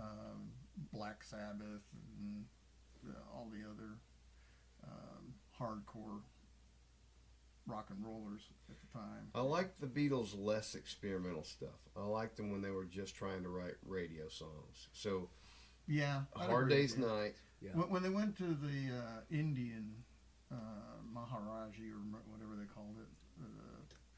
Well, the White I didn't Album much came care out for of that, and I think half the White Album is fantastic. I mean, half of it's trash. Yeah. But as Paul McCartney is famous, somebody actually said that. I'm paraphrasing, but it was George Martin, their producer, said that I really felt like the White Album should have been one album and it would have been their best album. And Paul McCartney's response is, "Dude, it's the fucking White Album." Which, I mean, one of the biggest albums of all time. I mean, it had a serial number on it. That was it. It was the beginning of the acid rock era. Well, I thought the White Album was actually a lot more toned down. I mean, it came out after Sgt. Pepper. Yeah. And Sgt. Pepper to me was just, I don't like that album. I think it's overrated. It's Yeah. all over the place. It's boring. Yellow Submarine and all that. Yeah. Yeah. I mean, it got to be too much. Mm-hmm. You couldn't hear the guitars and the drums and the bass. Yeah, but you got to give them credit. The achievement is amazing. Oh yeah, absolutely. They're probably one of the few bands that every song they did was totally different from the one before. Yeah. Whereas most bands, you hear one song and then you hear the second song and it sounds almost like the first song, et cetera, and the morphing is minimal. You know what I got told by a publishing company? I'd submitted to one of the major publishing companies to try and get my songs licensed, and their feedback was your songs all sound too different. You basically need to make them all sound the same, So and they then can we're stick interested. you in a genre. Right. Yeah. And I said no thanks. If that's what it's going to be, I've turned down a lot of lucrative offers with my music because I will not give up control of it. I'd rather do it for free than give someone else any control. Right. I mean, it's that important to me. Yeah, and you look at all the artists that have crashed and burned because of giving up control. Mm-hmm. I mean, gosh, you can almost all the big ones. Jimi Hendrix, Janis Joplin, Elvis, you name Fogerty got screwed over. it. Yeah. The Beatles got screwed over. Paul Yeah. McCartney got undercut by Michael Jackson on his own songs. I mean, Yeah, it was a yeah. wild, cutthroat deal. Well, Michael Jackson ended up succumbing to the pressures too. You do any Lego? Yeah, they're fun to put together Legos. Yeah. Yeah, I got that yellow. You see it up there on the Beach Boys Uh-huh. record? Oh, that's pretty Oh cool. yeah, that's what I was going to ask you. I knew I was going to ask you something. What about the Beach Boys? You dig the Beach Boys at all? I didn't really listen to their music much. Really? Mamas and the Pops too. I wasn't as much Mamas and Papas, but man, the Beach Boys to me, just from up until Brian had his meltdown around the Smiley Smile album. Yeah. Not even a huge Pet Sounds album. I like Good Vibrations, but actually that was That's a good one. that's on Smile, I think. But the story about the Smile album. He was producing this big concept album, and none of the band was really getting it, and he basically had a mental collapse. They made a movie. Yeah. Did you see that movie? Man, that was fantastic. The guy was a genius, but he was autistic, basically. Is what he is. He's just hyper focused on this stuff, but he couldn't manage a band. He couldn't be a hard business guy, And sometimes when you're a band leader, you have that's true of artistic people in general, I think. It can be, yeah. Yeah. Kurt Cobain's an example of that. The business end of it doesn't appeal to them, and they're just focused on what they like. Well, I'm not even talking about the business end. I'm talking about managing your own band, the members in your that's band. what That is part of the business. You're right. We're talking about two different They're businesses. hyper focused on the little tune in their head. But my experience is, for example, like with my band, Durham, these guys just want to play good songs and put on a good show. Oh, fine. To me, Right. it's personal. I put hours into these songs. I craft them. I make them perfect, right? And it takes a lot of work. So if we're doing a show a year, they don't want to spend. Have you self-recorded yet? Oh, I've self-recorded many albums. Yeah. Well, I mean, I'm just now getting back into it. You got a lot of people in your band?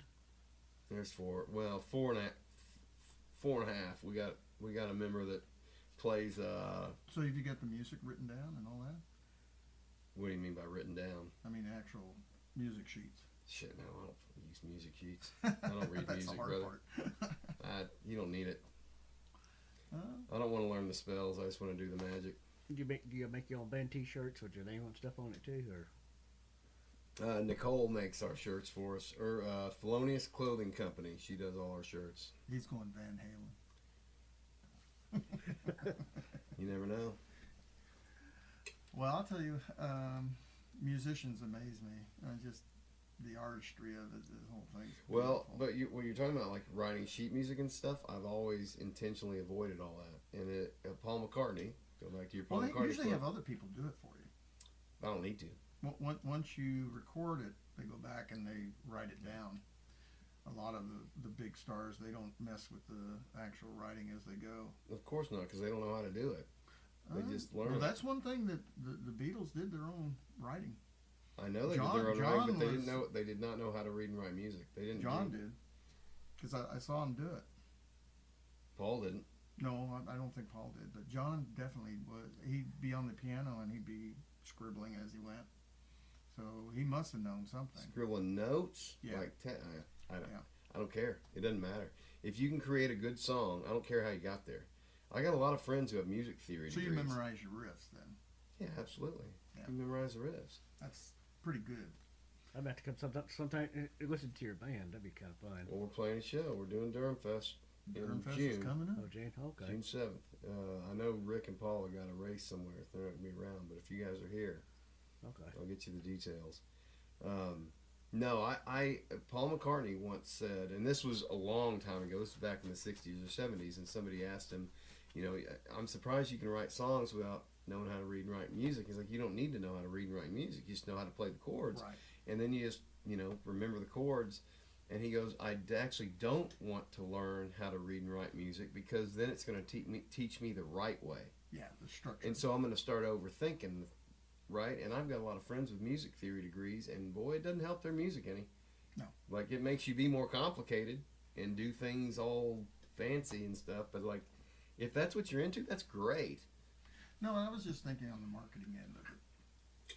I mean, what Having a permanent record type of thing. yeah, I mean, the permanent record is the recording. Let Yeah. that kid with the guitar go in there and figure it out. Yeah. That's how I did it, man. You listen to it with your ear. You go, here's what he's playing.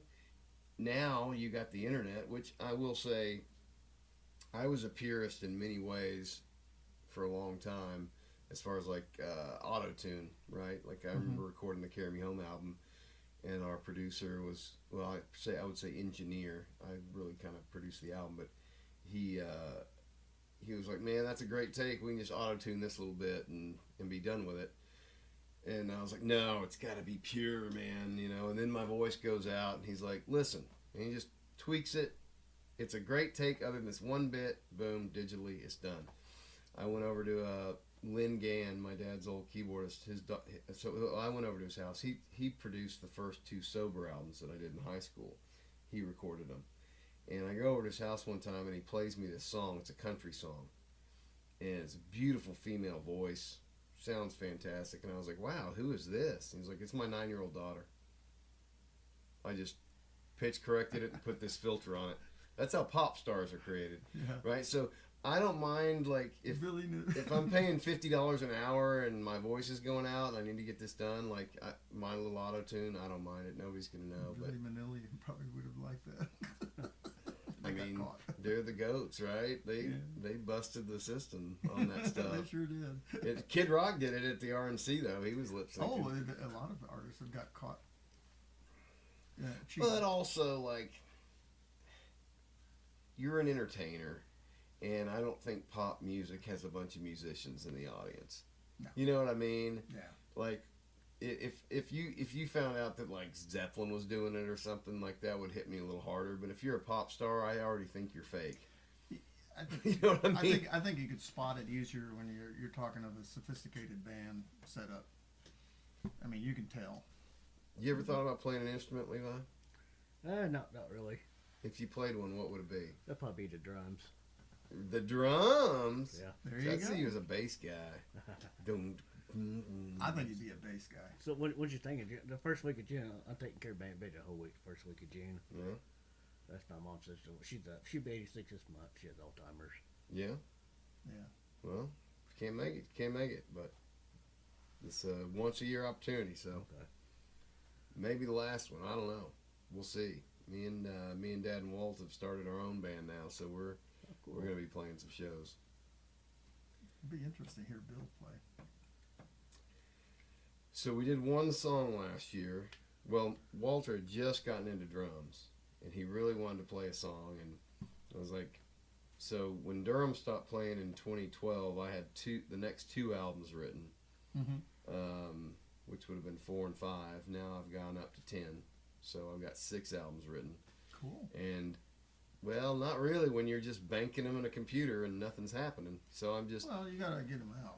yeah. But and like you said, the internet's the way everybody's doing it now. yeah, You and just- we're putting out stuff every day almost. I guess there's music services that just take it and play them, and whatever happens, happens. Yeah, you can pay a small fee, and then I actually, I'm just not taking shortcuts with this, and I'm also not taking people's advice on how to do this.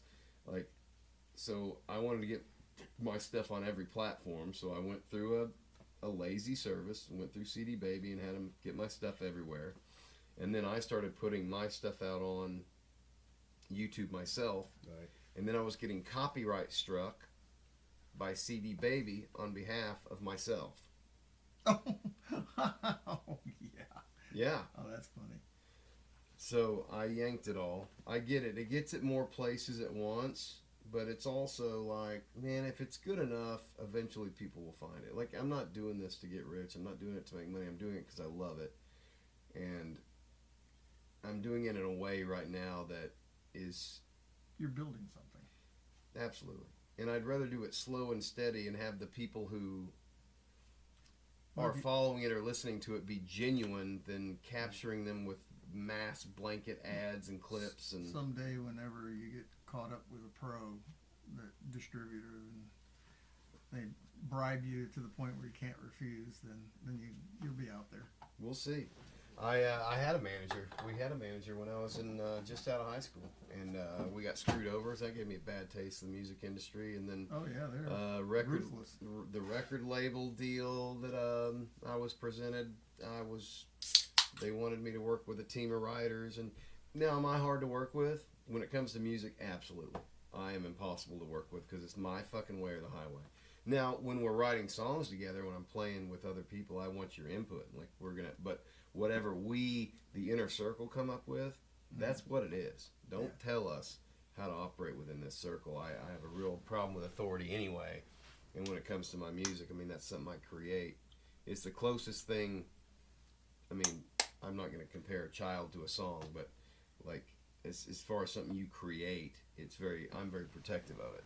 So, here's the next question: who's your second favorite band that you feel that you've modeled yourself after? Well, influences come from the Who, right? Like Yeah. there's just certain elements. I think as a songwriter, Like Tommy, huh? Tommy. Tommy is a classic, but I mean, I think the Who's next album is probably their masterpiece. I mean, Quadrophenia is good. Yeah. Who by the Numbers. I mean, they've got a ton up until the '80s. And once everybody hit the '80s and just crashed. Too much cocaine and too much keyboard ruined the whole music. Well, they went. Oh yeah, They sure. went more popish. Yeah, pop and synthetic drums and keyboards. Even Paul McCartney's stuff got sideways. It ruined rock music, in my opinion, and that's when metal came out. Well, they were doing sampling, Mm-hmm. and that's, I think, had a lot to do with they got lazy. You got Creativity. country music. Drop. I am not a country music fan at all. I like Garth Brooks. But honestly, he's really more rock and roll. Okay. To be fair, but like, Yeah, he's a kind of a country rocker. Yeah. it is. I don't like him personally, but I like his music. His first 7 albums are really good. After that, they're absolute garbage. But yeah, I don't.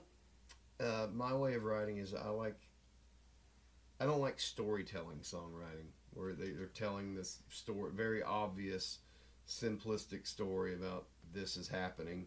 Yeah, it's going to be relatable to your, maybe your redneck crowd or something. But I like to write on a level that like anybody can listen to it and maybe apply it. Right, like, plus country music, it's just gotten so pop and trash. This is not country. It's not country anymore. Like you're talking about, like No. Waylon Jennings and stuff like that. Oh No. yeah. Now I appreciate it. It's not really my thing. Hank Williams III, Hank III. Mm-hmm. I actually really like some of his original stuff.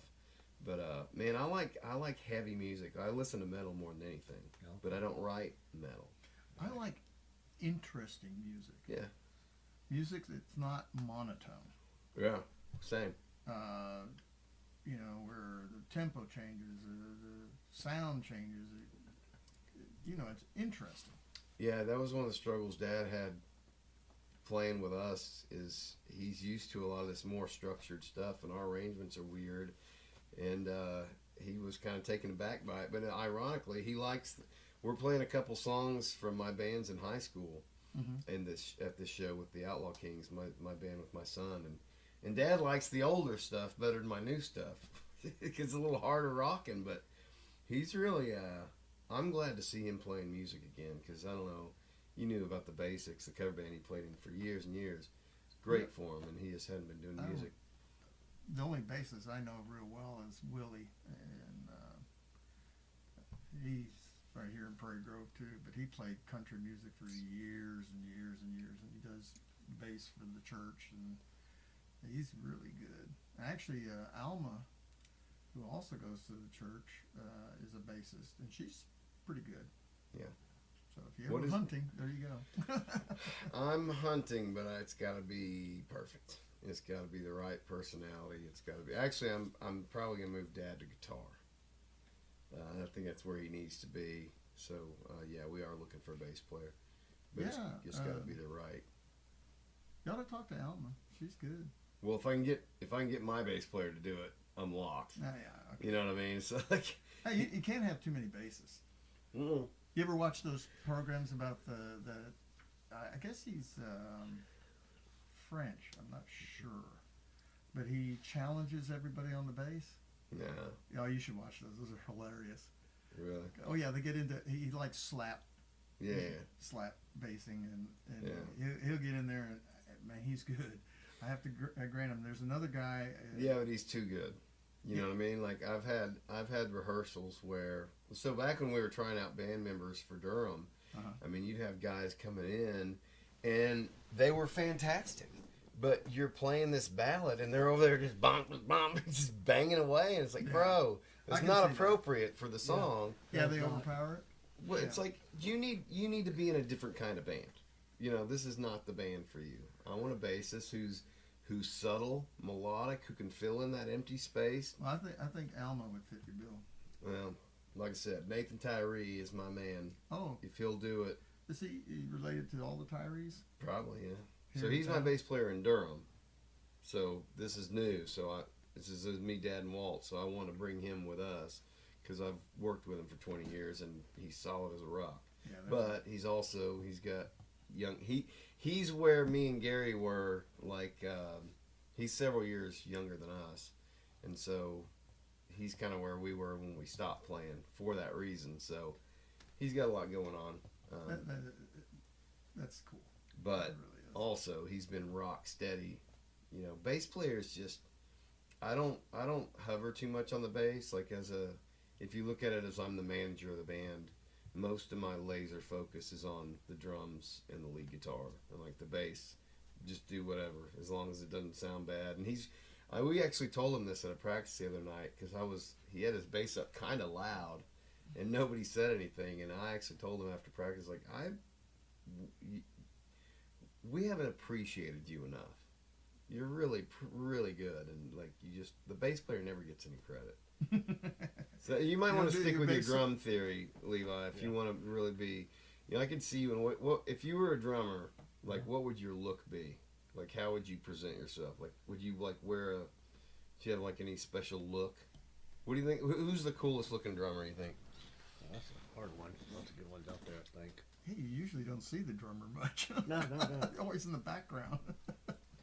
I love drums. They are.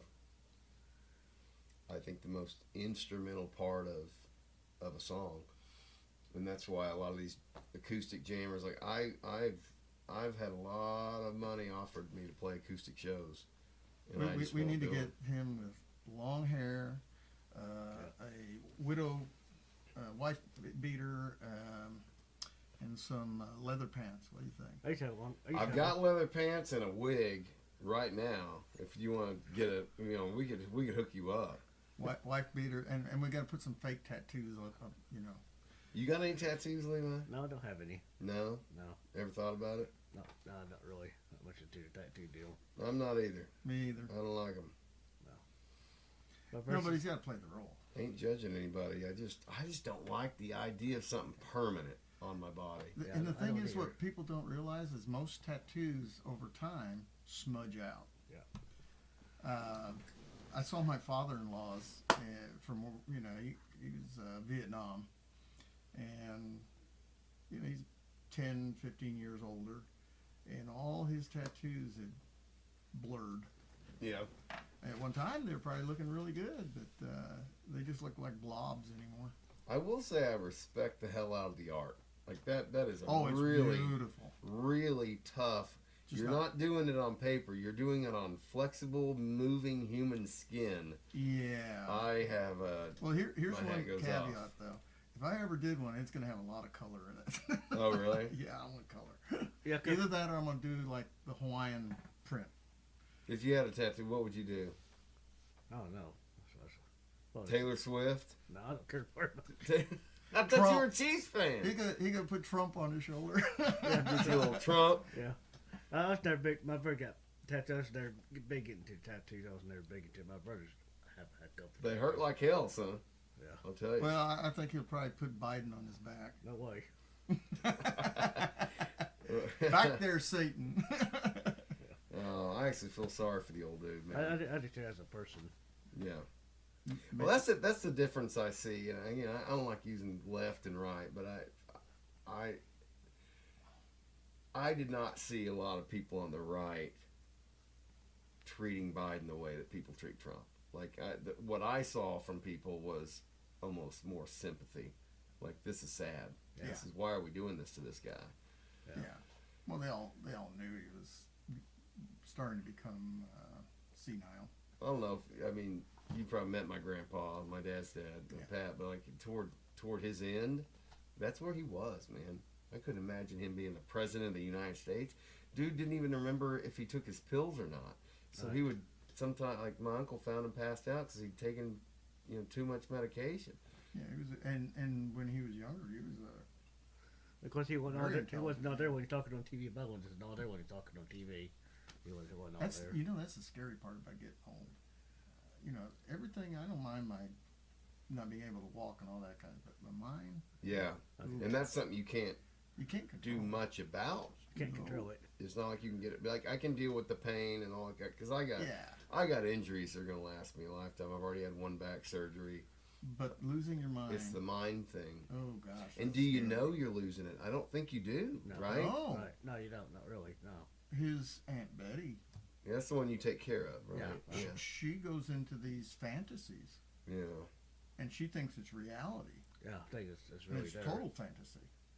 In the moment, In like the she moment. thinks she's in it. Yeah. Is it a Oh, yeah. story from the past, or is it? Sometimes? Yeah. A little of both. tell me actually. about- A little bit. Both Tell ways. me about it a little bit, Levi. What's it like? No, it's just it's hard to watch because she can barely walk anymore. She has trouble walking too. But she'll talk about something that's going on that's not happening. Yeah. Yeah, she'll revert to her childhood Yeah. and play with dolls. I remember something happened That's a a long time ago. common thing I hear with Yeah. that kind of. She does okay tomorrow, but usually even afternoons are a really rough time. They call it sundowners. Yeah. Yeah, and she gets agitated really, really easily. Yeah, she does. anymore. And I remember my great aunt. She now she lived a long time, and she started to get Alzheimer's at 90, and lasted until 97. And during that time, my parents were going up there quite a bit to keep track of her and visit. And in the beginning, she recognized my mom, no problem. And then slowly, she faded into where my mom was actually her sister, my mother's mother. And then she didn't recognize her at all, Really. except for, on and off, occasionally. And she was the closest person to her. So you would think, that connection's there. But no, she lost that. It's funny how the mind works, and I don't even know how much we even understand of it. Science.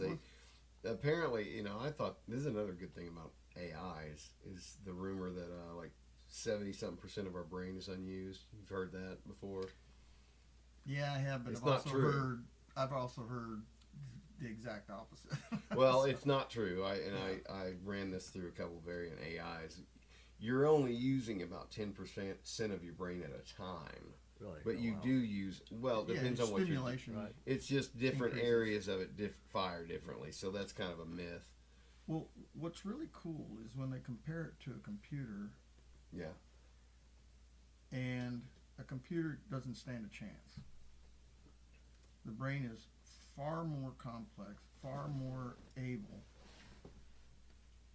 to handle it. I mean, just your vision alone dwarfs anything that we have as far as camera technology. Yeah. Just simple being able to see. And so, plus you figure all it takes to move every single muscle in your body flawlessly. With electricity. That's Yeah, generated by the mild brain. electricity or Yeah. a chemical. Yeah. And you don't even think about it. And then there's the autotomics of your brain that run your heart, your Right. lungs, your liver, that you don't even think about. You don't have to think about it. It does it It's a automatically. pretty impressive, Pretty impressive. biological machine. Yeah, that biological computer's doing a huge amount. It's sensing temperature. It's sensing, threats constantly. Mm-hmm. Like when you drive your car. They haven't come up with an AI yet that drives a car as good as a person. I've never been in one, but I've seen some compelling video. It does a good job, but it's not the same. Well, it can't be the same. So the mind is, I hate to paraphrase, but the mind is an amazing thing. But whether you like it or not, within the next 10 years, we are going to have AI interfaces. We've already got Neuralink. They've already got paraplegic people being able to control things with their mind with Neuralink. Oh yeah. We are going to be in a future none of us predicted in 10 years. Oh, I think it's been predicted. Well, it has been, yeah. Yeah, I think it's there. And, I mean, and sci-fi has been predicting it since the 50s, but yeah, and I think the cyborg thing is a lot more realistic now than it ever was. Well, I think a lot of people's ideas are flying cars and the Jetsons, right, and Star Trek. But I think cybernetics. Think about the cochlear implants that they use now to make people hear better. And you're familiar. Rush went through it. Oh yeah. And he had the cochlear implant. Yeah, it wasn't perfect, but he could hear again. Right. It allowed him to. Otherwise, he'd be deaf. He'd be deaf. Yeah.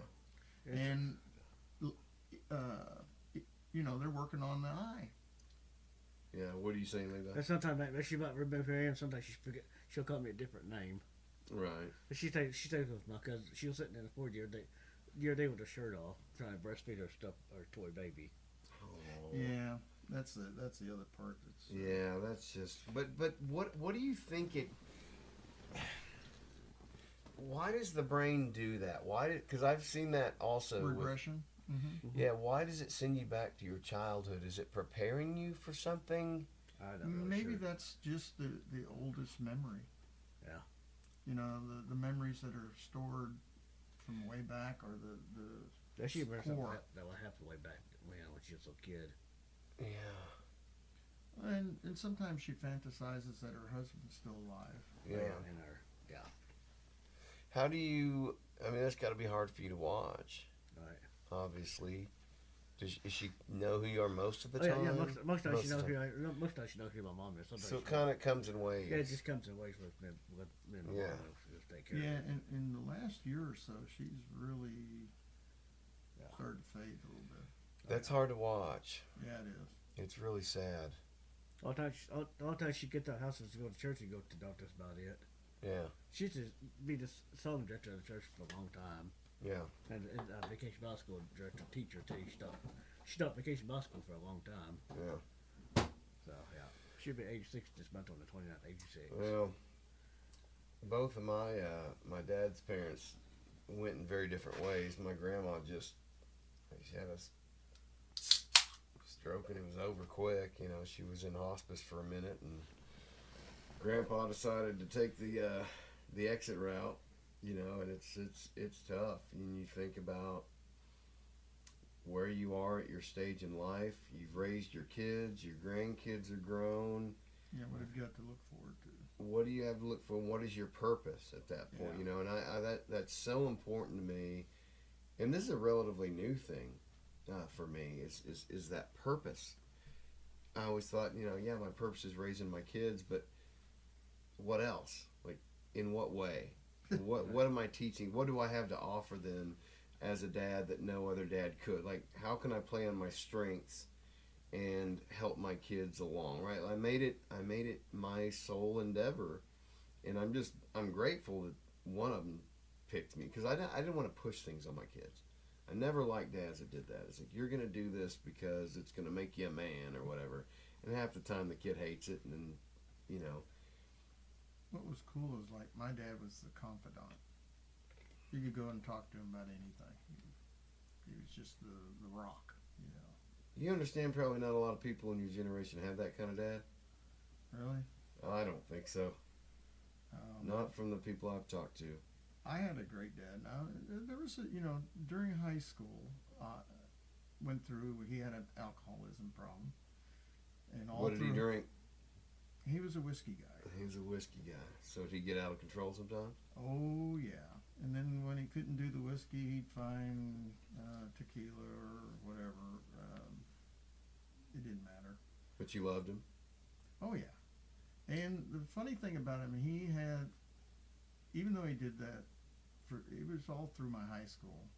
But at the end of high school, he went through a couple grand mal seizures. One of them was at my parents' graduation.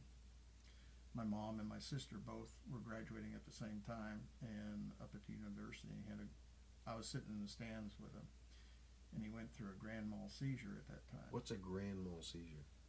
Basically, your brain starts shutting down, and you go into Like a Mitch convulsions. McConnell kind of thing? It's called, where you bite your tongue off type of thing. Oh my. And I'm up in the stands, and I'm holding him from falling through the metal stands. I mean, we were about 15, 20 feet up. So you're talking like a violent seizure, Yeah, not I'm like talking violent. like a seizing up. No, a no, no. seizure, This is seizure. where Okay. I'm with death is a very serious possibility in this case. Yeah. A lot of times people don't come out of them. So anyway, after that, he went through one more, and I had the fortunate luck of being there as well. But the second time, when he was in the VA, he came up to me and said, "I'm done with it." And I said, "Okay, what are you done with?" I said, "I'm not going to drink anymore." And I said, "Well, that's great." And he says, "I want to get out of the hospital." So he walks up to the doctor. I want to leave now. And he wasn't ready, obviously. And he had made his mind up. He was ready to go home, and he was ready to quit, and he did. Never touched another drop. Cold turkey? Cold turkey. He did that with smoking too. One day he said, "I'm done with smoking," and he just quit. Never picked up another cigar. That's something that's weird about the human mind is sometimes you're not ready to learn a lesson. Like, I've had some people tell me the same thing many years, and I just, no, I don't care. And then you're in the right place and right time. I think you have to hit rock bottom. I really do. No, I don't think you have to. I think you just have to be at the right place and have enough life experience sometimes to understand it. It could be that way too. Well, I You'd think arrive at in his case, where he had two near-death experiences, he realized if he didn't change his lifestyle, he was done. Yeah. And How old was he when he quit drinking? I'd say somewhere in the late 50s, early 60s of his age. That's a good run. And he continued to live to be 90, so about 30 years after that. So you're saying I've got some hope. Yeah, and I admired him for him. Obviously he was a pain in the butt during high school, but Yeah. I had to do a lot of his job. Right. But you could talk to him. Yeah. And he listened. Even then, he was always good to talk to. Was he a good dad? He was an excellent dad. So he had his problems, but he was still a good dad. Yeah, and I was fortunate. I met his mom and sister. You didn't get to meet his dad. Yeah, I met his mom. I know. I spent time with his mom. I better go check on her grandma. Right. She's fun to hang out with. Yeah. And my mom was funny though. Yeah. The thing is, he was always a happy drunk. I don't know if that makes any difference. It does. Makes a huge difference. Yeah. He was always a happy drunk, and he got upset with me because I would take his liquor and get rid of it, and then he'd have to buy more. Why would you do that? Just keep him from killing himself. And you thought that was a constant worry. Yeah, it was. Trust me. But it's really funny. Not very long. That's a tough weight for a kid to have to carry. Yeah. But he taught us well. We were very independent. We weren't dependent on our parents. So you remember him fondly, Very much. overall. Oh yeah. My dad, he did some things that I guess most parents don't do. But like one time, he took me out of first grade, and he knew I was like Levi here. I like trucks and Mm-hmm. tractors and bulldozers and stuff. School buses. Oh, yeah. School buses, and I've heard that about he took you. me out of first grade. He took me out of school, out of the blue, and what was going on was they were using a big dozer. The company had a big dozer, and they were up there by the golf course, and they were doing some work. I don't know what it is. And he took me to the dozer, handed me up to the driver, and he said, "You drive it." That's cool as hell, dude. It was cool. And I'll tell you about what the cool thing about homeschooling is. Mhm. Like I told you, my oldest one's teaching classes. My middle one's got a job. Get rid of these child labor laws, man. Put kids to work. Oh yeah. Well, they need to earn and learn the value of you know, money. you're talking about working. My high school, we get up at 5. We go out and work in the chicken house until 7:30. Yeah. We get ready for school and be at school by 8. So Yeah. and Much that different was lifestyle. seven days a week, Yeah. all year long, and we got a little break in between when they were changing out hens. So we got about 2 months of break in between that period, and Yeah. that's when, if we were going to do any kind of vacationing, it would be Right. every 14 months. Then we got to do something on our own. All right, that's a good. What's the best vacation you've ever been on? Well, going to the beach. I always like going to the ocean. You like the ocean? Oh yeah, I do. All right. What do you like about it? Just sitting out here in the waves and just putting my feet in the sand. Yeah, It's neat. find it peaceful. Oh yeah, very peaceful. You're a Star Wars guy, right? You Yeah. know the Anakin speech about sand. I like the Baby Yoda memes. Did you watch The Mandalorian? I think I did. Yeah. You know. I like the beach because it's peaceful and it's quiet. It's fun. I enjoy it. Which beach are you going to? It's peaceful and quiet. You getting some kind of private deal down in Columbia or something? No, I've been to the beach in Corpus Christi, Texas. Yeah. I've Well, been- you guys went down to the one near Tallahassee too. Yeah, I've been to the one in Mississippi last year, but it was kind of dirty. They say the most formative years are your first 5 years. The first 5 years of your life, you're imprinted. I think so. It's not necessarily the learning; it's the imprint. So if you have a lot of violence around, a lot of things, I mean, it lasts forever. You know, if things go bad, and you're in these formative years where everything's brand new. And as soon as I was born, my parents moved to Florida. Okay. And we went to the beach every weekend. And to this day, I hate the beach, I hate sand, and I hate everything that goes along with all of it. And it was because when I was little, I used to remember just coming home and having sand in between my toes. And Really? yes, I hate the beach. I love the beach. I hate it The so only much. thing I remember that I hated about the beach was in Hawaii they have this tree that has thorns about the size of my fingers, and they're set up like a trolley. So no matter which direction it falls, there's always one of those thorns sticking up, Yeah. and they get in the sand, and you couldn't see them. Then the other thing was, back then, all the beer was bottles, and people would Yeah. chuck the bottles, and well, that broken glass would get into the Yeah, sand too. yeah. And I remember getting my feet cut every once in a Yeah. while because of the glass. Did you ever do any crab hunting at night? You ever hunt any of those little blue crabs that come out? Oh yeah, Yeah. Those are fun, man. Yeah. I did like that. I like the beach at night. Oh, I yeah. will say this: when people were like going down there and just being there alone, because a lot of beaches are crowded, and depending on where you go.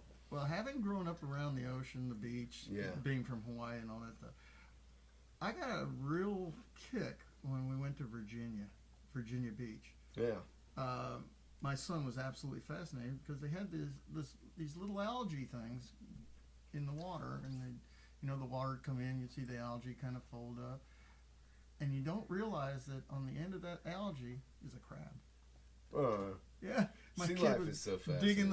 digging all the little crabs up that had the algae growing on them. I seen a jellyfish last year when I went to Mississippi. A jellyfish. Yeah. But, Oh, but- no. Well, at least it didn't sting me. I just stick real quick, just float away. Yeah, Oh, those we are had pretty Man- cool creatures, aren't they? Oh, we had Man of War. Ooh. I heard when I stayed, hers when I stayed. I've never been to Sunbow one. Would you want to be? No, thank you. You'll pass. Yeah, I'll pass. That hurt. That's what I said. So, that hurt. do you remember the show Fear Factor? Yeah, I used to watch that show. Yeah, I bet you did. I knew you probably did. I Yeah, thought he that's might have been the That's kind a of good guy. one. So that's Joe Rogan. I don't know if I still show that anymore. No, I don't still. Well, I mean, it's Oh, the things they It's- made them do. it's been over for a long. Well, have you heard the story about like one of the things that got that show canceled? Like why they brought it off? Why? They were drinking. They were making the contestants drink horse semen. And Oh. and even Joe was like, "Dude, this is not cool." Too much? Yeah. Apparently they filmed it and didn't air it, but like that was kind of the end of the the end of the road. He's told that story a couple times on his Well, podcast. you know, But going back to your question earlier about Joe Rogan and politics and all that stuff, yeah. I wanted to finish up that thread because I saw a man transform, and I liked him before. I liked him when he was a liberal. I didn't care about. I his like politics. him now. I did not like him when he was a liberal. So what didn't you like about him? Just the fact that he was a liberal? No, he had you know, he would have that opinionated, you know, That my typical way or the highway. that typical liberal know-it-all yeah, bullshit. you know, Yeah. I know my way is the only Yeah. way, and your way is a false prophet. You know, Right. whatever. And he was harsh. He could be real harsh, and he was definitely lopsided. If I have a moderator, but he was honest. oh, he was very honest. He was himself, and he wasn't controlled by an outside influence. So I no, respected. and that's the one thing that made it was his saving grace is the fact that, you know, it was him. It wasn't some agenda that he had. It was just him, and he was willing Right. to banter back and forth. Now, I like when you have an announcer or a guy asking the questions. You know, you need to be kind of neutral. Yeah, you can ask the dumb questions, but still be kind of in that neutral zone where you're not being Yeah. harsh or Yeah. No, I opinionated. get it. Yeah. I run a podcast. I've gotten pretty good at it. Yeah, and he's changed a lot.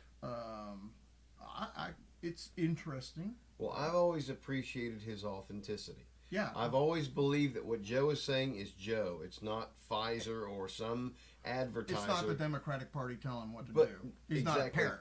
But he's also curious. Yeah. He wants to learn, and he's always seeking to learn, and I love that about him. One thing I like about him is that he's willing to go out there and say it's bull crap too. But here's the thing: how often do people change unless it affects them?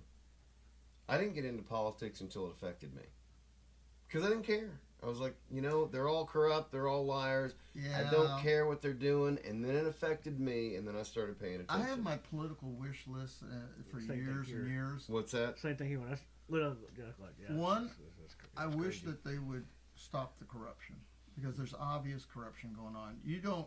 Well, you they're don't trying go- to right now, Yeah, I'm loving it. and they're I'm loving fighting it. Just like AOC, how does someone go from absolute zero, no money, no apartment, no wealth whatsoever, to having $29 million in a short span of time of maybe 3, 4, 5 years? Because the DNC is funding her. They've chosen her as a candidate, and they're Yeah, funneling money and they're into her funneling campaign money, because and she's to me- mildly hot, and she's popular. Well, yeah, but You also got Democrats that cheat. you and don't lie, earn too. that kind of money unless you're doing something shady as hell. Yeah. And like Nancy Pelosi funneling work to her husband's company. But there's people on the right doing that too. Oh, absolutely. It- I don't have it's any. not a right and left thing. no Dave. distinction between them. Right. If they're doing crooked shit, I'm all for getting them out of there.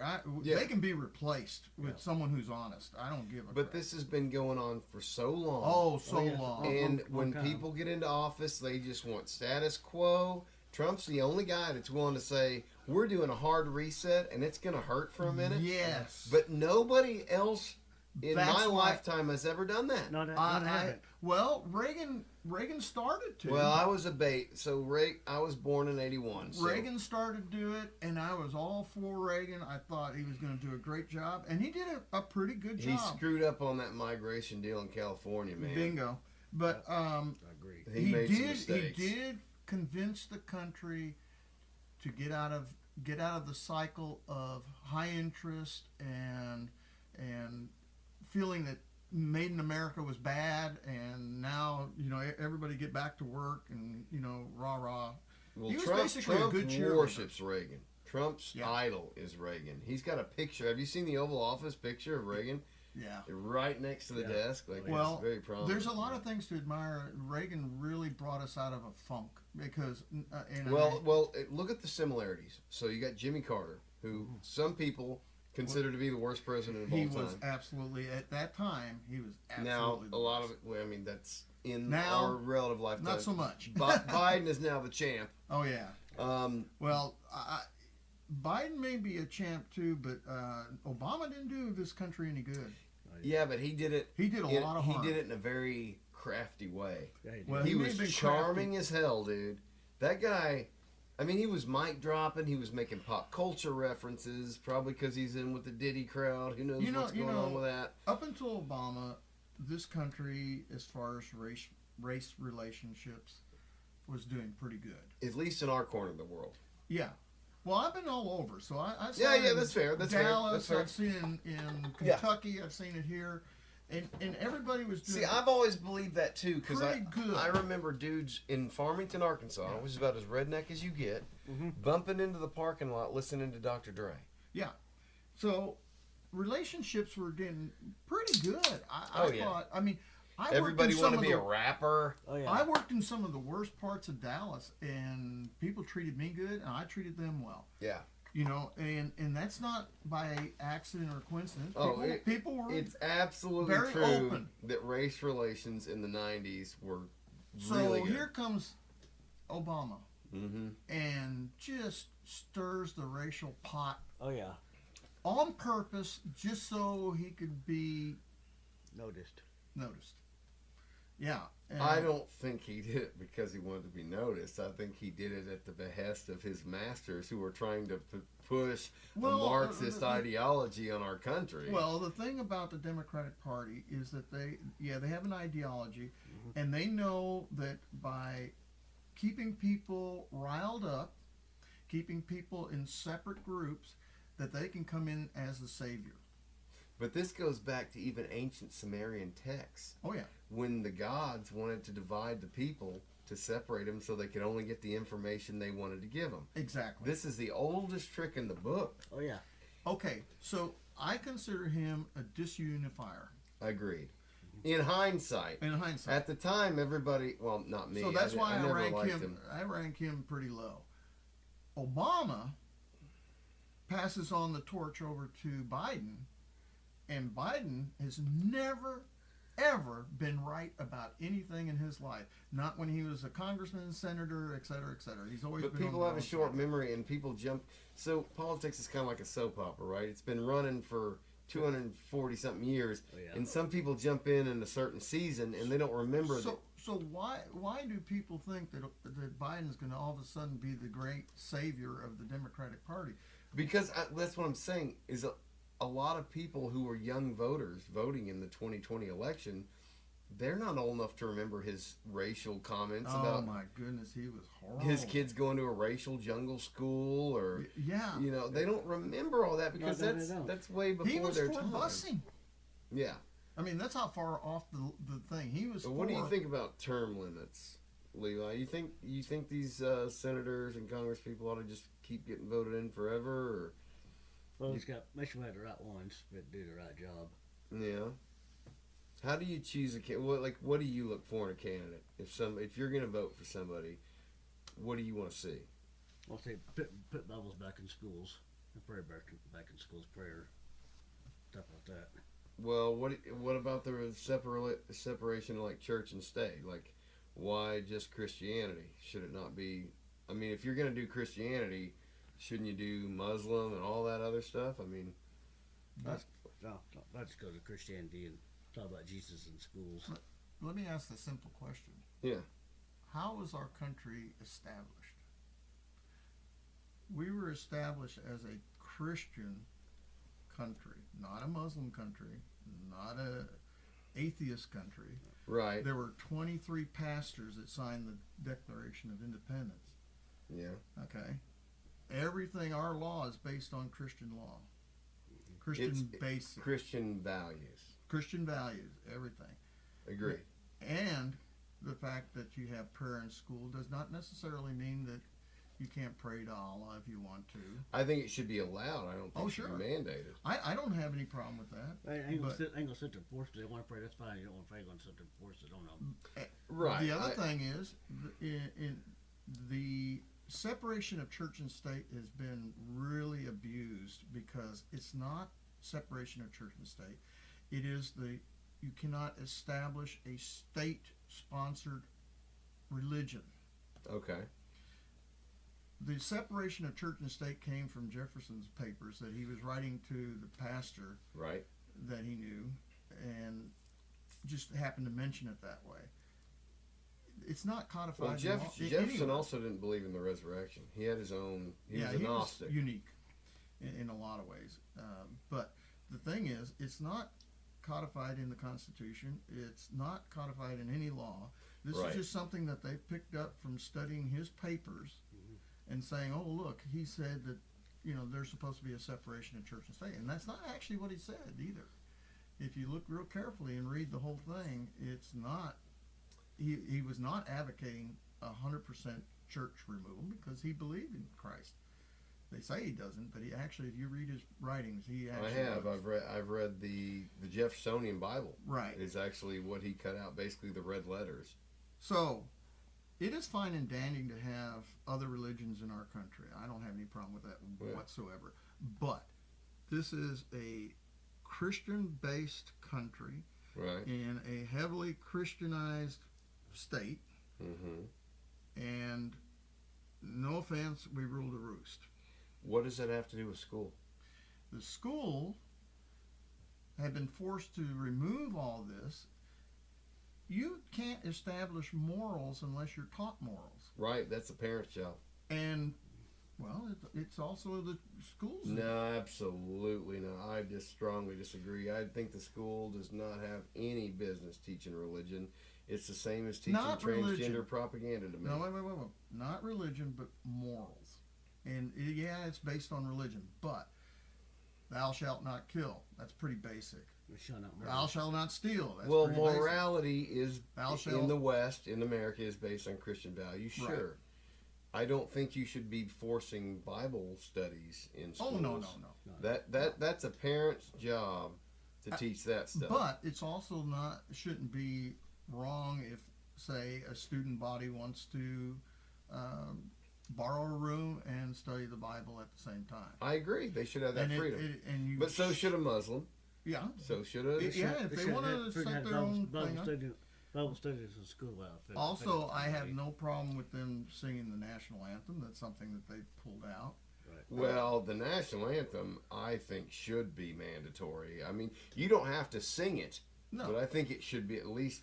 It It's should just be like the kneeling. Like, It shouldn't be forbidden. it shouldn't be forbidden. It's That's a damn what I'm national. That's not even a religious thing. That's a country. That's a nationalism thing. If your school system decides they want to have prayer at football games or basketball games, I don't see any problem with that whatsoever. I don't disagree with prayer. Yeah. I thought you were talking about like doing like Bible study and forcing Christianity on No. kids going into school. Well, you know that the early schools, that's what they taught out of. Yeah, I understand that. There was also a lot of abuse. Oh yeah. And But you there's always going to be abuse, no matter what. There's abuse now. Oh, I agree. Yeah. But the church is run by human beings, which are fallible. Yeah. I don't believe that the Bible should be taught directly in school. No. I believe reading, writing, and arithmetic is the function of the school. If you want Bible study and you have a class on you can, if the school wants to have a class on Bible study, that's fine. I don't have any problem with that. Me neither. But the church should be running the Sunday school aspect of training and learning. But the forbidding all this stuff is silly. There's no reason why if a group in a church in a school wants to have a Bible study that they can't have a Bible study. Sure. No, I'm fine with that. And they should Now- be pledge allegiance to the American flag in schools too. And I hope they again, still do. yeah, doing the Pledge of Allegiance should be mandatory. I personally. Well, believe. if you don't want to participate in those things and you want Well, to you be a don't- Marxist, then you should have that freedom to. This is you America. You don't have to. You don't have to participate in it, but I do think like I started Durham Fest 2 doing the national anthem before the show. It's just something that needs to happen if But you're an American. it shouldn't be forbidden. No, not at all. And that's what they've been doing. Oh, yeah. They've been But I don't think saying- you should force or mandate people to do. That's Bingo. where I thought we were getting sideways. Yeah, I agree. No, I'm not. I think we're in agreement. I think freedom of choice. Well, I think we're saying the same thing. Yeah. You don't think it should be forbidden. I don't think it should be forced. Correct. We're saying the same thing, just in Correct. different ways. I Yeah. don't think it should be forbidden either. It seems. What like, did you say, Levi? They should be. I ain't gonna force it on them. If they want to pray, that's fine. Don't. Yeah. No. Absolutely. I think I we- don't. For example, like if my kid went over to somebody's house and they're teaching him about Muslim and trying to convert him, I would be a little. I don't Well, mind him being that's where- educated that's- about it, but I don't want a school indoctrinating my kid. No. And that's what schools are doing in colleges. Yeah. And I still know parents who are like, "Oh, we're sending our kids." College is not the path to success you should- for everybody. I'm going to throw it on the parents here, but the parent by this time should have already explained to your child that this is out there, and this is what people will be doing to you, and this is influences that you're going to encounter, and this, Right. and hopefully they got them straight before they encounter it. Okay, well, let me ask you this: what are your thoughts on flat Earth? Oh, God. Well, I hate to say they're a little bit out in the loop. So you don't believe it? Oh, absolutely not. Okay. There are a lot of Christian families Oh, I know. that teach their kids flat Earth and tell them that if they don't believe this, then they're betraying God. Well, they're wrong. I agree. Yeah, But There's all you a- have to do is look up in the sky, and you'll see the shape. So, I don't know. What do you think about the moon landing, Levi? You think we went to the moon? No, not that I can think of. I mean, I don't really know. Well, nobody knows. Do you think we went to the moon? Oh, absolutely. I was there in 1969. You were there watching TV. Watching You weren't TV. on the moon. We were watching it, and everything was televised from start to finish. How'd they do that? Kind of hard to fake it, just like they do nowadays. We didn't have internet, dude. You don't need internet to transmit television. They didn't have internet when they had all televisions since 1948. I do not think we landed on the moon. Oh, I'm absolutely positive. I'll tell you what. I'll tell you how you prove it. Get you a good telescope. You can see the stuff on the moon. See what? The lander, still there. Flag, still there. Go look. Well, I don't have that kind of telescope. It's not hard to find one. Go to Black Oak, Arkansas. They've got one.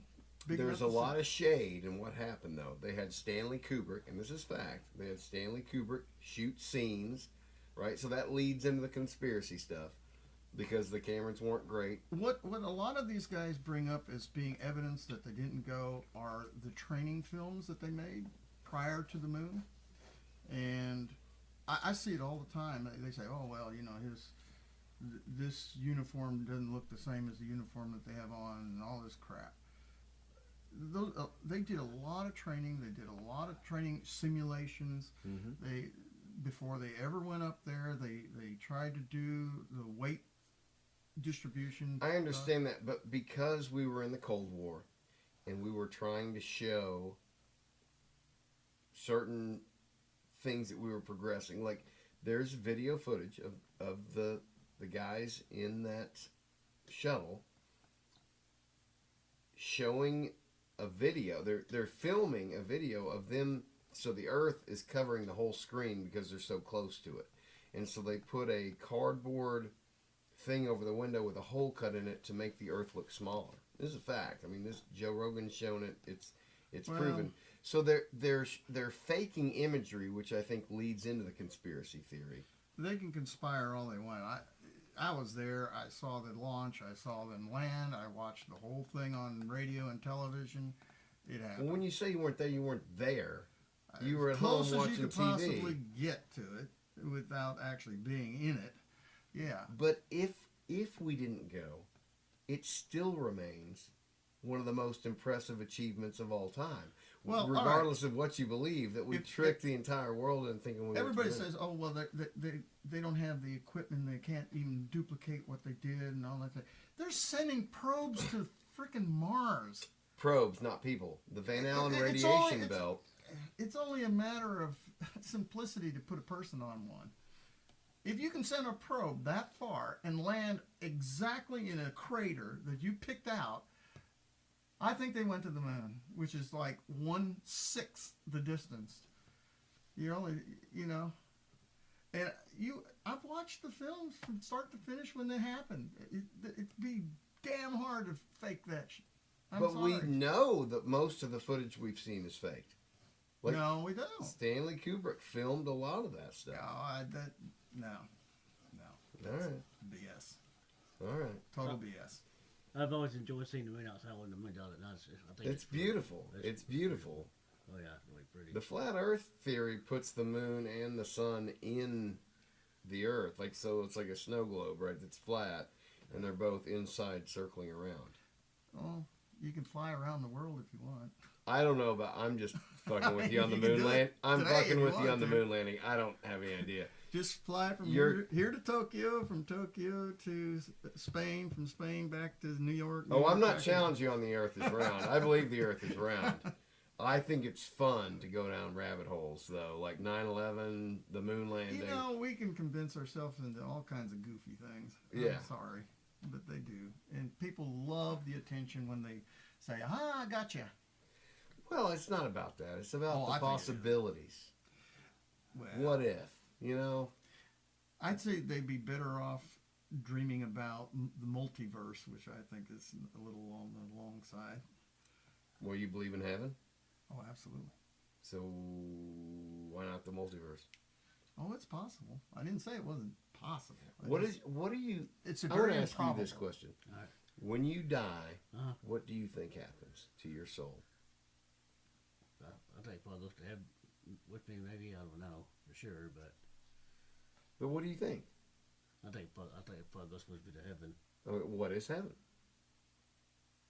It's time to go be with the Lord or something like that. Yeah. I believe in heaven. I believe it's a hell too. And Yeah.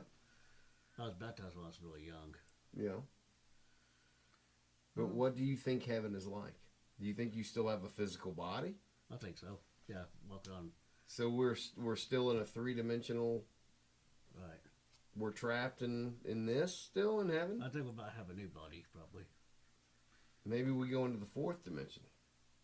So right, like so if you're looking at a 2-dimensional being, You better make it the 6th dimension because they think there's 5. well, string theory says 11, but a 2-dimensional being can only go up, down, left, and right. Right? Right. They don't know that there's something under here. Right. They don't know that there's edges. That's 2 dimensions. We as 3-dimensional beings can't even comprehend what a 4th dimension is like. Right? So maybe we transcend, Could be. and maybe there's an arbiter, right, of justice, and have you been a good person? And if you have, you ascend into another. Well, that's the ultimate question. But like the reason I've always questioned like the Christian idea of heaven is so you all just end up there in the same bodies you're in with all the same divorces and dramas and The squabbles. Bible says a new body. I believe in a new body. Now, what the new body is, We don't know. Well, yet. what are your relationships to your ex-wife and your debtors and your enemies, and when they get to heaven, how does that all work? Where's that drama coming from? I don't think anybody really knows. Yeah, that's a good question. Nobody does. No. It's just a theoretical. But- I just don't believe that we end up in bodies knowing the same people we knew down here, just in a cooler place. Yeah, I mean, I think we transcend to another dimension and consciousness. if all the different religions that have been on Earth have any validity whatsoever, yeah, there's some kind of transition between life and death. Yes. I mean, every society known and in the past and probably in the future all believe that there's some kind of transition to something else. I believe there is. I mean, I've already told you my experience at one time. Yeah. When I was a kid. That was powerful. How long was that Mexico podcast? It's the record by far, and it's like by an hour. 4 hours. It was a 4 hour. Dude, we sat in this room for 4 hours, and it didn't even feel... No, it didn't seem like I didn't feel like it was even 2. No. They go by. I always go by quick nowadays. It's crazy how fast time flies. You go by what? Time flies by fast nowadays. Well- Time flies. Well, it does when you're having a good time. When you're miserable, it crawls, Oh, yeah. right? Have you ever been to Mexico? No, I haven't ever been. Have you ever been out of the country? Yeah, I have before. Where'd you go? I went to Cozumel, Mexico one time on a cruise ship. So he has been. So to you haven't Mexico. been to Yeah, Mexico. that's about 10 years ago. It was fine. What was the cruise like? It was a huge, pretty neat boat. It was really neat. What'd they have on it? I've never been on a cruise. So They had they all kinds of music, swimming pools and stuff like that. got music. They got bands playing I went to a comedy show one night. on a cruise ship. Yeah, That's wild. They are huge. that's neat. Yeah, everybody says you gotta. I don't like I've leaving only been Arkansas. one. Yeah, did you like it? Yeah, I enjoyed it. Did I you? had a It's good fun. time when I went. I went in April 2015. I had a good time. Yeah. They have It was neat. comedy shows. They have music shows. And they have really wonderful food. Lots of. What's your okay? Let's get Food into is the food. thing. Are you a food guy? Yes, I am. I figured. Yeah, I he figured is. you might be with this Billy right here. Yeah, he's I got definitely a one. I food got guy. one too, buddy. I got to know what if you're pigging out. What's it gonna be? I like breakfast bows. Just things to get meat lovers. I'm not breakfast eater. I like breakfast. You like breakfast food? I do too. Me like sausage and eggs, or Oh yeah. So I also like bacon, biscuits, and gravy. oh hell yeah, brother. Those are- You know what made me the most excited though? The desserts. See, I'm not a dessert guy. Oh no! Wait a minute. It's a particular dessert. Okay. They had chocolate mousse, and you could have all the chocolate mousse you wanted. You a chocolate mousse guy, I huh? pigged out on chocolate Also- mousse. All right, I'm gonna remember this about you. I even took my wife's chocolate mousse because she didn't like it. I like omelets. But yeah, the food is amazing. I gotta talk to you about omelets, dude. Omelets are the greatest breakfast food of all time. Oh yeah. I love an omelet. How do you like them? What do you put in them? I like sausage and bacon in it and shredded cheese. Bacon, you say? Yes. Ooh, a little shredded cheese in and there. ham. I like ham in it too. Ham. Okay, so you're leveling up over here. You got ham, you got Meat sausage, lover. you got the Meat meat lovers omelet. Yeah, that's my Meat favorite. lovers That's omelet. what you got to start, dude. The Levi Curtis's omelet factory, man. So, do you like any hot stuff? You ever put any jalapenos in I it? do, So yes. I like pickled jalapenos a lot. I love the. I like hash browns to go with it. Hash browns and black toast. All right. So, what's your favorite kind of potato? Is it a hash brown? Yeah. I just like the regular potatoes. Like raw? You just eat them raw? It's No, like a cake. I like them cooked. Well, then, do you like them fried or hashed or like I like them fried. I like fried potatoes a lot. fried taters are the best, man. You make you ever cook fried taters? No, I've never had it before. My Gramsy, my grandpa's wife, growing up, man, she made the best fried potatoes. And I realized, you know, as I was getting older, I was like, I need to learn how to make these. And so I was like, you got to show me, Gramsy. What are you doing here? You know, I'm not a big onion fan. She put some onions in I there. don't cook for onions much either. I don't. Yeah, but I switched it from onions to onion flakes. Okay. Still give it a little bit of that onion flavor. Huh? They're cooked. What? Onion flakes are cooked, so they don't. There's And something then about dehydrated. raw onion that Yeah. is upset stomachs. I don't know how. It works a lot better for me. They have to be cooked, otherwise. Whenever I get steak, I always get my steak well done. I like my meat well done. That's well. I do too, brother. You know how much shit I get for liking that? Like, I don't like any pink in my No, me meat at either. all. You don't either? No. Oh God! Yeah. Finally, somebody I can relate to. Everybody always calling me horrible names for. Oh, I cannot eat Cooking a my raw meat. steak. That's Dude. I get my meat well done every time. Ask for one day to get one done every time. How often they look at you like you're a freak? They're probably like, some people might look at me funny, but I like my meat well done. Oh, dude, Well, everybody, are you sure? He's lucky. Yes. Everybody in our family likes it medium well, so more toward the well. So, I can handle medium well, but I prefer it burned, man. I Yeah. like a little crisp in there. I do too. I do not like any I'm- pink, any blood. No. No, Thank no you. blood. Mm-mm. Now, when society collapses here in about 4 years, 5 years, Eat it raw. I'll eat. We whatever- lost our colons a long time ago. Well, it's one of those things. I don't know. I can't remember the exact quote. It's like it's a Jack Sparrow. Can you sail under the command of a pirate, or can you not? If I gotta survive, I can eat raw meat, right? Do you it's- do coffee? I love coffee. I drink coffee about every day. Coffee. I'm a coffee person. That's well. I don't like coffee and I don't like caffeine. Caffeine makes me shake. Oh really? Like, wow. dude, it makes me jittery and nervous. I'm a real anxious person anyway. I like things that take me Right. down. Caffeine makes me, yeah. You a coffee guy? Yeah, I like. I also like. I like water and sweet tea pretty well too. Ooh, sweet tea, brother. You make a good sweet tea? I never made any. Sweet tea, that's the one. Sweet tea is an addiction for me, but it dries my throat out. It's not good for, I never did care for lemonade. Really? It's a little too bitter. Lemonade. yeah. Beer's not good for it either, David, but I'm preparing for a show, and so like the first year, it had been 12 years since I'd played a show. Wow. And I did very little preparation, and my voice went out very quickly. So last year, Do you do the honey trick before you go sing? the what? Take a little bit of honey. Well, honey and tea, yeah. Yeah. My wife That makes it. helps. Yeah, no, it does. I even when I'm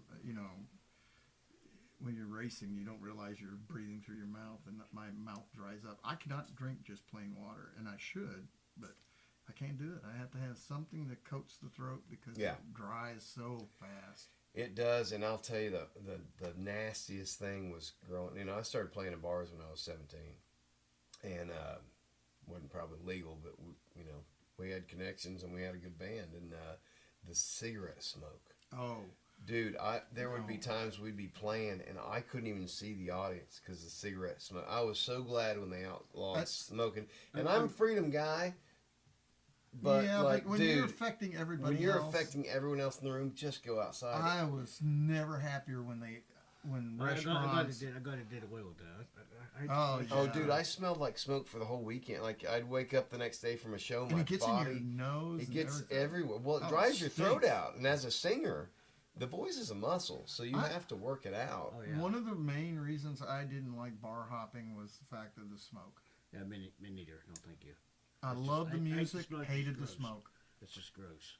Yeah, I've never. It's not good for your lungs either. It's just. Oh no, I No. imagine I wouldn't be surprised if I had problems with it from all the years we went around. I got plenty of bad habits, but I've always hated cigarettes, and I- man, I have been never so happy as when they outlawed it. I was too because I was playing in bands, and I was like, thank God, because you get halfway through the show and you're already drinking beer, right, which is drying you out, and then the cigarette smoke would just get into it. Man, it was nasty. Yeah, now vaping has become the big thing. Yeah.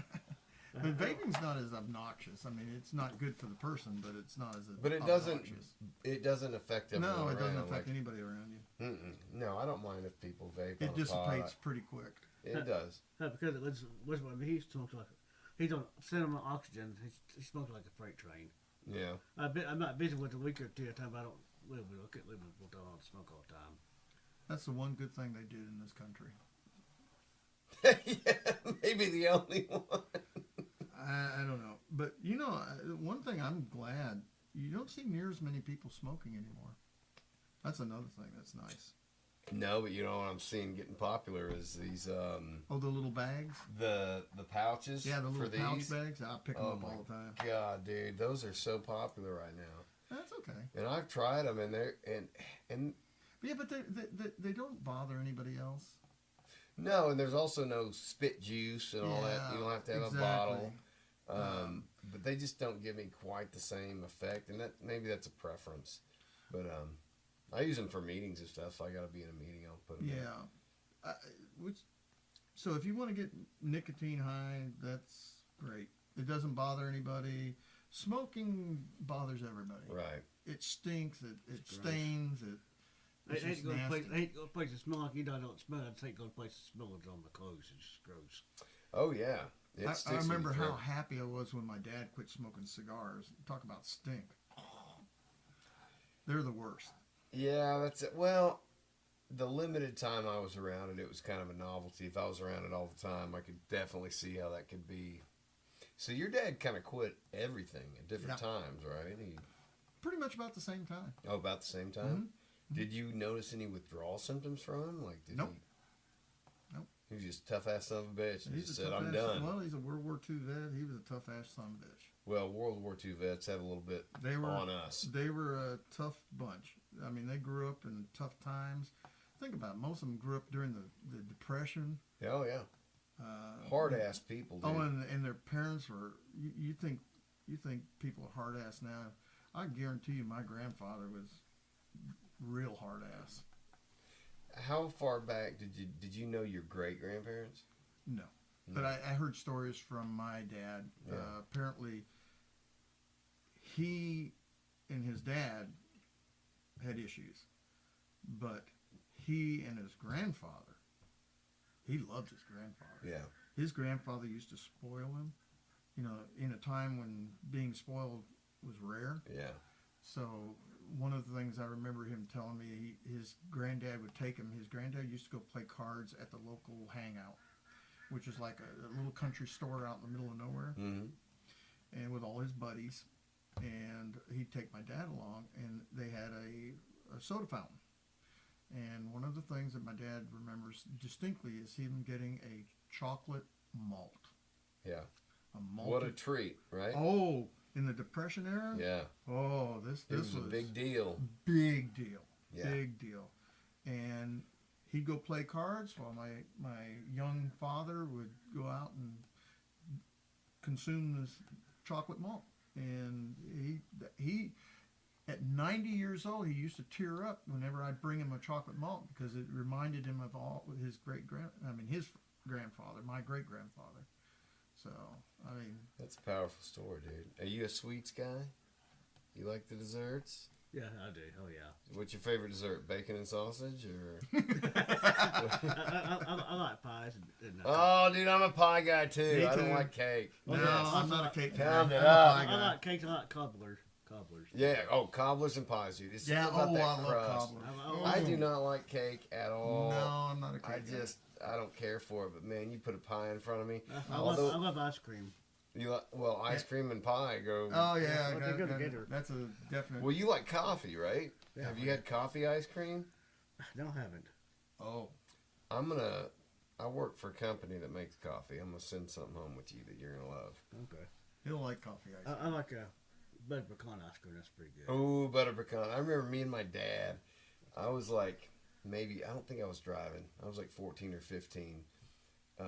But my dad will get like real obsessed with like desserts and stuff. He's a real health conscious guy, but he has a sweet tooth. Yeah, me too. And he discovered that it was pineapple upside down cake ice cream. Oh. So it had pineapples and like chunks of cake in it. Oh, You man. could leave the cake part out. I'd take And- the pineapple and ice Oh, cream. dude, he would bring Sounds home good. a quart or whatever. Favorite banana splits. See, I can't do bananas, bro. I love Oh it. man, I love 'em. anything You like fruit, a banana? Yeah, I like bananas. I like a. Have y'all tried the new? any kind of fruit. I don't Have y'all care. tried the new? Dr Pepper blackberry. No. I don't like sodas.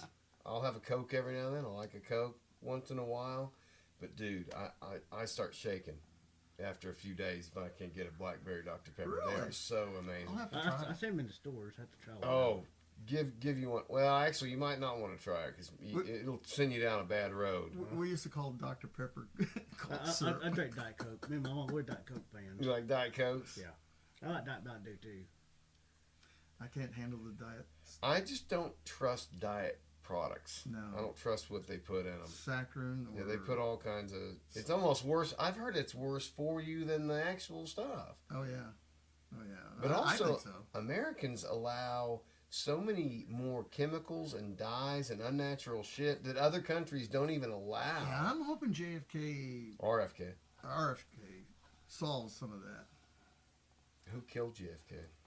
Hmm? Who killed JFK? They're saying Oswald probably didn't. There was always the second guy on the hill thing. See, you were there too. Well, I actually met the daughter of the police chief, and she said that what her father found out was different from what the feds said. Which was when Oswald was on the ground. Well, no, that Oswald was the only shooter. Oh. They had all kinds of paper. She showed me a whole bunch of paperwork that when we were in Dallas, that she said, "Oh, this is my dad's report, and the federal report's totally different." He said they basically shuffled everything under the door as soon as it happened, and Yep. Boom. yeah, and they locked it all away for 50 years. Why? How old were you when that happened? About 5, Oh, 4, you're little, 4. Oh, a little bit. so not old enough we to really understand. we were it. actually, when it happened, we were actually on vacation and traveling around the U.S. And we came through there. I can't remember. We came through there before or after, but right after or right before. And I remember driving down the bridge going from Irving to Daly Plaza. Yeah. And we were in a bus, and then very shortly after that, I think it was like right through the Christmas of '63 to going into '64. And we went to Washington, D.C. right after that. And I remember the one thing that stood out most, they had a memorial for him, and they had brand new hats of the Army, Navy, Marines, and Coast Guard.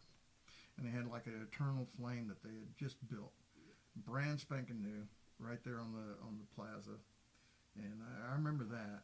And the White House was unoccupied at the time. And my dad was a real good friend of Senator Dan Inouye.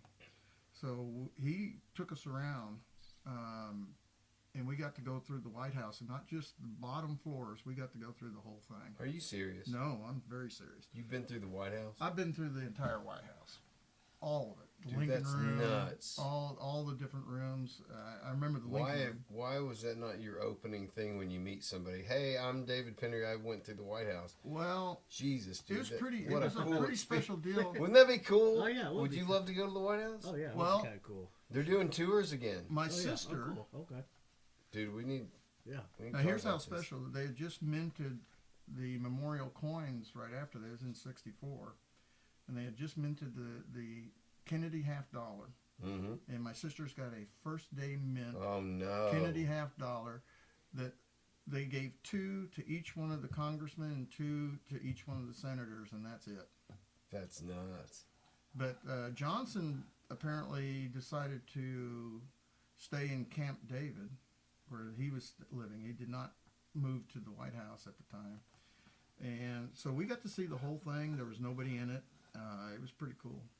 Do you remember where you were when 9/11 happened? Like when you found out about 9/11? I was still in high school, my senior year. So were you in school? Like Yeah. when it happened? Mhm. That they were they playing it on TVs? Or? Yeah, that's playing on TV in the library. Yeah. That's crazy. What were you thinking at the time? I think, oh, wow, goodness gracious, that's just crazy. Yeah. Everybody remembers where they were. It's one of those moments, the JFK moment, the Trump assassination moment. Wyatt's Cafeteria in Dallas. Everybody just got silent for a few minutes. We did not see the You're talking about 9/11. 9/11. Yeah. Did not see any television at that time, but everybody said, "Look up in the sky."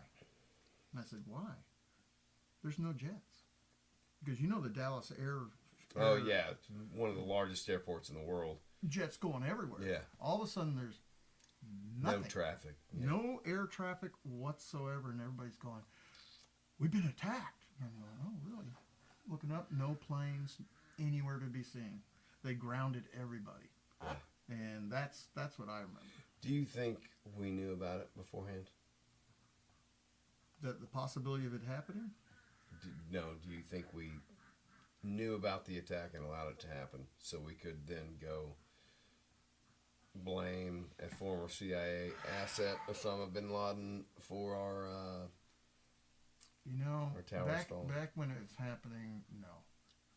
I don't think. I think it was legit. I think it took them totally by surprise. Why is there a video of Alex Jones in July saying that? Oh, I'm not saying it's not possible. Well, look this up. There's a video of Alex Jones in July of 2001 saying they're going to knock down the Twin Towers and they're going to blame it on a guy named Osama bin Laden, who's been a CIA asset helping us over in the Middle East, Well, if he knew and using something him we as a didn't. fall guy, because the CIA we learned a lot from the KGB and the Nazis. Well, That's a fact. you know that Osama already blew up the towers once before.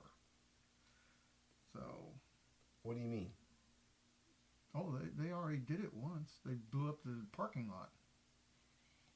Yeah, what's the Before story? that, What's the story with that? I'm not. they had a car bomb. They drove it into the parking garage. Yeah, but it and was just a set it car off. bomb situation. Like Yeah. it wasn't. Yeah, it was a small operation. Small. It was Yeah. small enough it didn't do any damage. Not any real damage anyway. Killed a couple people apparently, but So if you. so they knew the possibility was there. That something could happen, greater. I think the scale of it took them totally by surprise. I think they knew about it. I think they They- let it. I really. I mean, do. you'll never know. No. It's one of those things like the moon landing. Like you're super confident in it. and Oh, like, that one I'm confident. I'm like, I don't know, man. I mean, Elon says we did, but I don't know. It's one of those internet rabbit holes you can go down, and there's well, compelling evidence both ways. Well, I'm pretty darn sure they did. You're pretty trusting of our government during the Cold War. I would. I was a senior in high school when it happened. I was a senior in high school. In 9/11? Yeah. 9/11's a foggy one because it came totally out of the blue. And then the other thing is, I do believe Bush lied a little bit about the possibility of atomic weapons. 100%. Well, but I don't even I believe think Bush was the president. I think he was on a vendetta. They tried Finish to his assassinate dad's. his father. Yep. And I think he was on a vendetta, and he was going to show who was boss, and did it. He did show who was boss, and unfortunately, he probably would have been better off if he'd left them alone. He had these Iraq. forever wars, man. Yeah. It's like either. Well, look at it this way. Yeah, Saddam was a bad guy, but he controlled his country pretty well. Two, by getting rid of him, all we did was open up a whole can of worms, and the cost. we created a vacuum of power. We created a vacuum of power, and the Yes. cost to us was Yes. tremendous. Yeah, absolutely. We could tremendous. have done without that. You're better off to go in there and manipulate things than to go into an all-out Well, we do that too. regime change. We do that too. Yeah, I mean, that's fine. I mean, that happens all the time. Every country tries to do that. But to go in and try and regime change without convincing the people that the regime change is a good thing, it was stupid. We just stuck our foot in our own rear end, and we should have left it alone. So you're excited about Trump being in office. Mm-hmm. What are you hoping for? I hope he gets us out of debt and stuff like that, and Yeah. hopefully the special stuff, the prices of the groceries will go down too. Hopefully. Yeah, it's hurting all of us. Oh yeah. So next year's our 250th anniversary. You think it's going to be a crazy 4th of July? Let's wait and see what happens. Yeah. We ought to do a big 4th of July event next It's year. already 250. Oh, yeah. Wow. I was enjoying I'm watching fireworks. still celebrating 200. All right.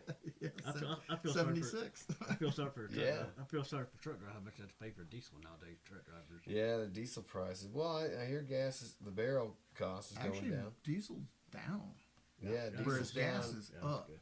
They're almost equal again. Are Yeah, they? that's true. Yeah. Yeah, three it's kinda wild. $3 for diesel and just a tad over, and just a tad under $3 for gasoline, which is irritating. I remember diesel at 15 cents. Yeah, right. I think the first That ain't tank gonna of happen gas again. I put in my car was 79 cents a gallon. I remember getting mad because it went up from 35 cents to 37 cents.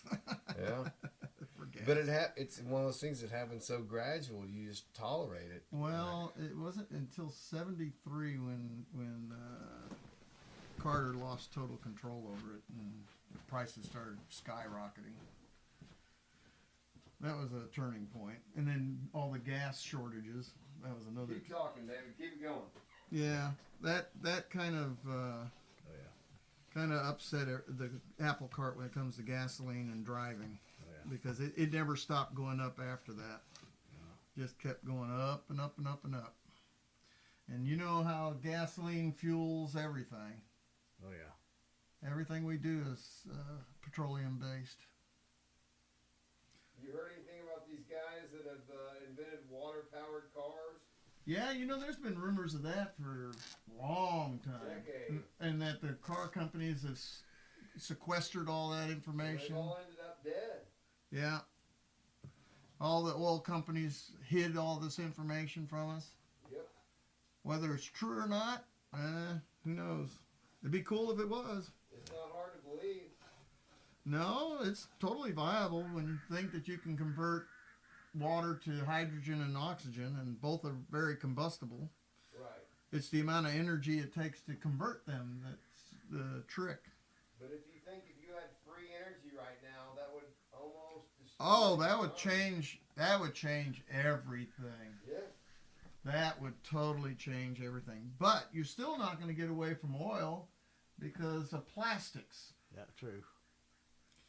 A lot of our stuff is made with different types of plastics and ceramics, and you got to have oil to do that Why is that? How is that done? because it's the base for all that. Okay. You know, your resins, your plastics, your gosh, think of all the things that are made with plastic nowadays. Well, yeah, so much. And you don't get plastic unless it's made from oil. Well, they do have some new varieties, but they're not viable yet. We'll see in a few years whether they get the vegetable ones. You know much about graphene? Graphene, yeah. What do you know about it? I'm hearing a lot of people talking about it all of a sudden, and I don't know much about it. Well, graphene is about 10 years old now. In fact, the University of Arkansas was heavily involved in that. Really? Yeah, Carol married the guy that started the buckyball. So, What's the buckyball? buckyball is a circular graphene. And Oh, it's not a dance. then they started doing the nanotubes made out of graphite. And then, of course, you got graphene, which is, Right. you know, another variety of it. But it's pure graphite or carbon, Right. bonded carbon. Yeah. It's got But they all can do kinds of some potential. crazy stuff with it, right? Like what all can they do? Super strong. Yeah. Like as far as like armor, using it as like clothing, like I've heard. Yeah, you can make sheets out of it. You can make tubes out of it. I mean, basically, it's a very, very, very mechanically strong molecular bond. Can we synthesize it, or is it something we have to mine for, and is it a resource? Basically, you can use anything that's carbon and make it out of it. I mean, I guess I'm not sure how they source the carbon, but I imagine coal could be made into it because that's basically carbon. You'd have to refine it, of course, make it pure. Yeah, I really need to do some research on it because I'm hearing a lot of people talk about graphene all of a sudden. I've never even heard about it. Well, you know what carbon fiber is, right? I mean, That's the same thing. yeah. Okay. It's just in sheets. We're just finding new ways to interact with it. And yeah, it could probably be plastic-like. I've seen them molded, so it's obviously that. But I don't know if that's pure graphene or they got a bonding agent in between. Right. I don't either. What was your favorite subject in school? Did you like science or? Yeah, I like science. I also enjoyed art. Really, you an artist? Yeah, well, I like to color every once in a while. It's kind of fun. Yeah. You do any like just free roam drawing or just like coloring stuff in or That's what? like coloring stuff in. It's pretty fun. It's kind of peaceful. It's kind of soothing. Just Oh, yeah. You ever listen to any ASMR? You know what that is? Not really. I don't even know what that stands for. It's like some kind of. It's like where these people on YouTube. These people have millions of followers, where they'll put brushes on a microphone, right? Just soothing sounds. It's like it helps people go to sleep. It helps PTSD people calm down. It's the weirdest thing you've ever seen in your life. I've never heard of it. But there's millions of people listen to it. Yeah.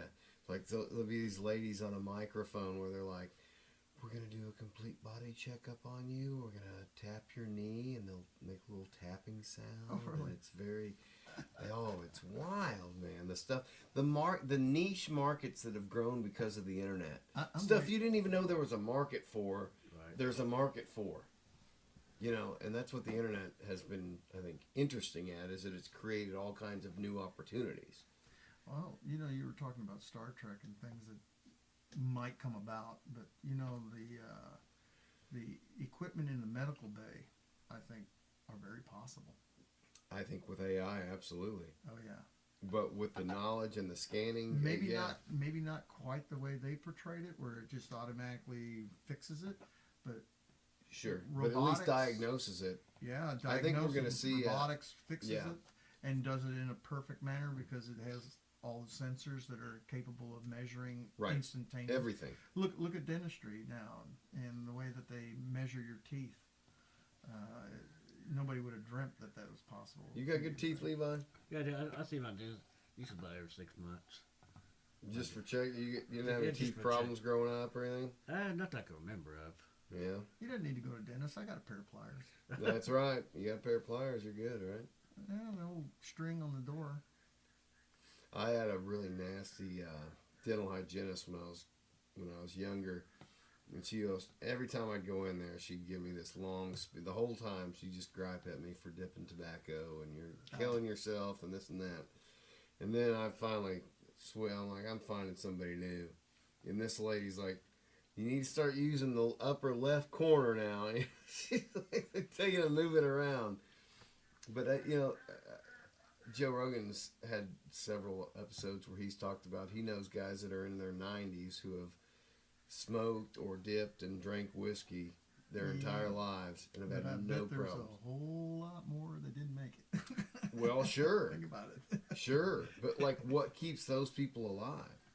Is it Good genetics? I guess. Is it they don't take it so far? Like they have But he's right. I've known people in I their have 80s too. and 90s that drank and smoked. Smoked, and- Why is Ozzy Osbourne still alive? That guy should have been dead 40 years ago. He dude. shouldn't be. He shouldn't be here. Of all people, he shouldn't be. You like any Ozzy stuff? You listen to any Ozzy Osbourne? He likes eating bats. I mean, I've never tried bat, but Yeah, a little especially bat I meat. wouldn't try it raw. I'd want it well done. That was so funny. He had to get medically helped with that one. Because Do you ever eat the Murray Calendar pies? Those are pretty good. Whose? Murray Calendars. Mm-mm. She has good pies. Where do you buy those at? You can get them at Harps and Walmart. Well, then maybe I have, because I go to Harps. they're pretty high quality. Yeah. compared Maybe to I have. normal. I like that banana cream one's really good. Well, I'm not a dessert guy, so usually, like, the only time I really get a dessert is when, like, it was like on the birthdays. Mhm. So, Chelsea, Right. she loves to bake, and Oh, she's great at it. And so, you like cookies? nah, I'm not. All I really like are pies and cobblers, man. I'm a cookie guy. Oh yeah, I like chocolate chip. you like the old chocolate chip? That's a classic. Oh yeah. You like Oreos? Oh yeah, I love Oreos. How do you eat yours? I You just munch right in, or you sometimes my break I don't put them in milk. I just eat them. you don't think too much about it? No. You just go right in. Oh yeah. What are your other favorite kind of desserts? I like candy bars pretty well. What's your favorite one? I like Reese's peanut butter cups. The old Reese's classic, peanut butter and chocolate. I Great like combination. M&M's. Yeah.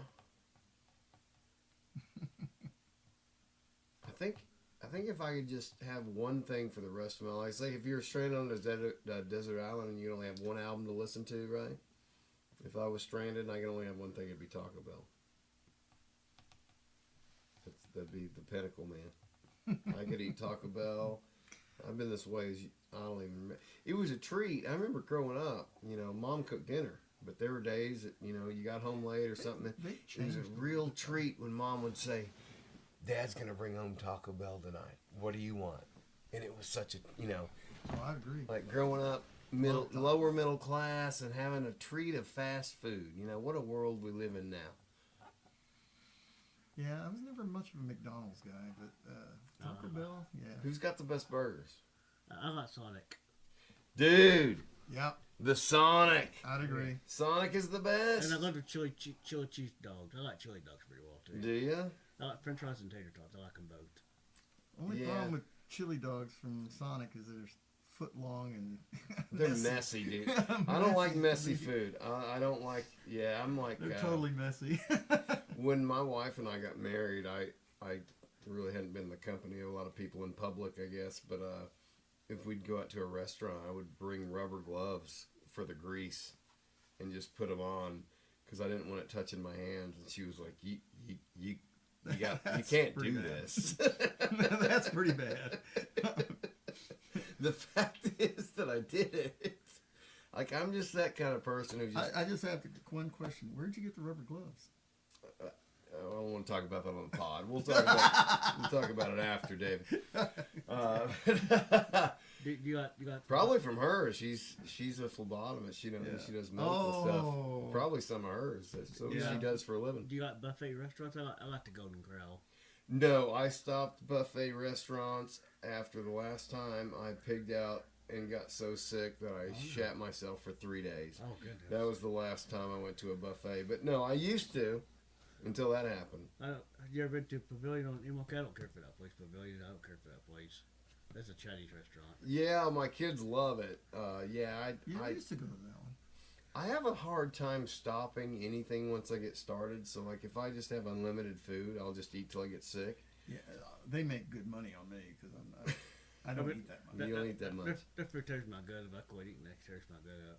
Yeah, no, I agree. That's what I'm saying. I don't care. A Golden Corral now, like, I can handle a Golden Corral every once in a while, but like I said, like, my portion control.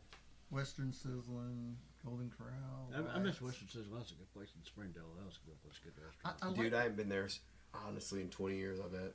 I like them because of the variety. What are some of the old mom and pops you grew up with that are gone? And they're all gone. And even the Razorback. In this area, AQ. Wait, AQ's not gone. Yeah, they were gone for quite a while. No, the one in Springdale Yeah, is gone? I think so. Unless they got new ownership. I think they're gonna try. I think they're gonna try to rebuild this. But I don't know. restaurants that that's a are good gone? place. They got pictures of Bill Clinton in there. Mr. Burger. I missed that place. Mm. And Patrick's. I never did really go. Oh, Patrick's. One I of did the like companies Patrick's. I worked for, King Pizza. They were far better than anything they got now. Far, far better. Yeah. Quality wise, I mean. Yeah, but quality doesn't mean anything. Yeah, if you don't make money, It's all about the bottom dollar. Yeah. There was a competition put them out. yeah. Yeah. Do you like Mexican food? I love Mexican Oh, food. People are willing to pay for the fast and Well, quick. I like Tex-Mex. I think Domino's probably was the worst. I like Gabriella's. I love Gabriella's. That's good. Gabriella's is good. Gabriella's is great, dude. I like crunchy tacos. I get 3 crunchy taco dinner crispy, 3 crunchy tacos, rice and beans. You like tapatio sauce? You ever use that? No. Mhm. Oh, dude. I like the taco. I also like the Stephen special. The what? Oh, the Steven Special. Yeah, the Steven Special. I always get that with chicken. That's good. I have had He the Steven always Special. gets that one. Yeah. Oh, I tried it once. I was out with a buddy, my buddy Stephen Lord. He got it, and he was like, "You got to try this." No, but I remember so many like small restaurants growing up, and then as town moved in, the chains pushed them all out. Oh, yeah. Which one? Oh, I think the Colonial's still in existence. The one in Prairie Grove. The What's Colonial. the Italian restaurant? I can never remember. Oh, Mama. No, the one on. you mean the Tawny Town one? No. The one that's like by that hotel on 71B. It's right next to a little. Oh. It's in a little motel parking lot. Oh. I think I know which one you're talking about. What the Yeah. hell is it called? It's a little tiny. Well, there's another one that's down there. Tiny Town's got a good one.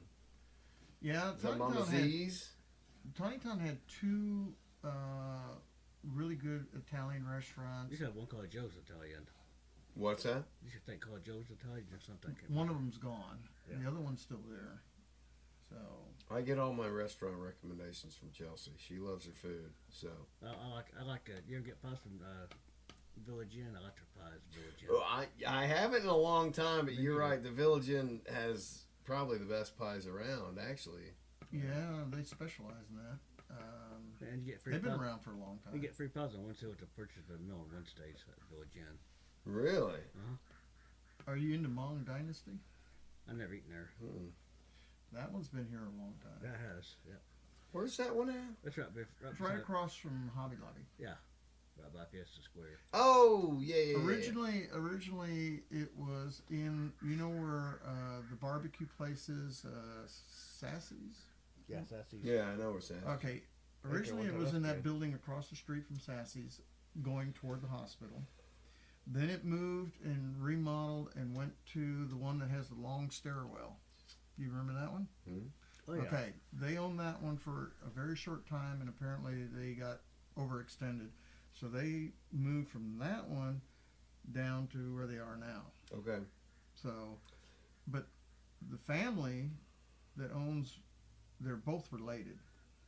So they're like, you know, part of the family went this way and Right. kept the old building. And Jeff, have you met Jeff? Jeff. He owns the restaurant that he just opened it. He's a friend of ours. He's a bike rider. Okay.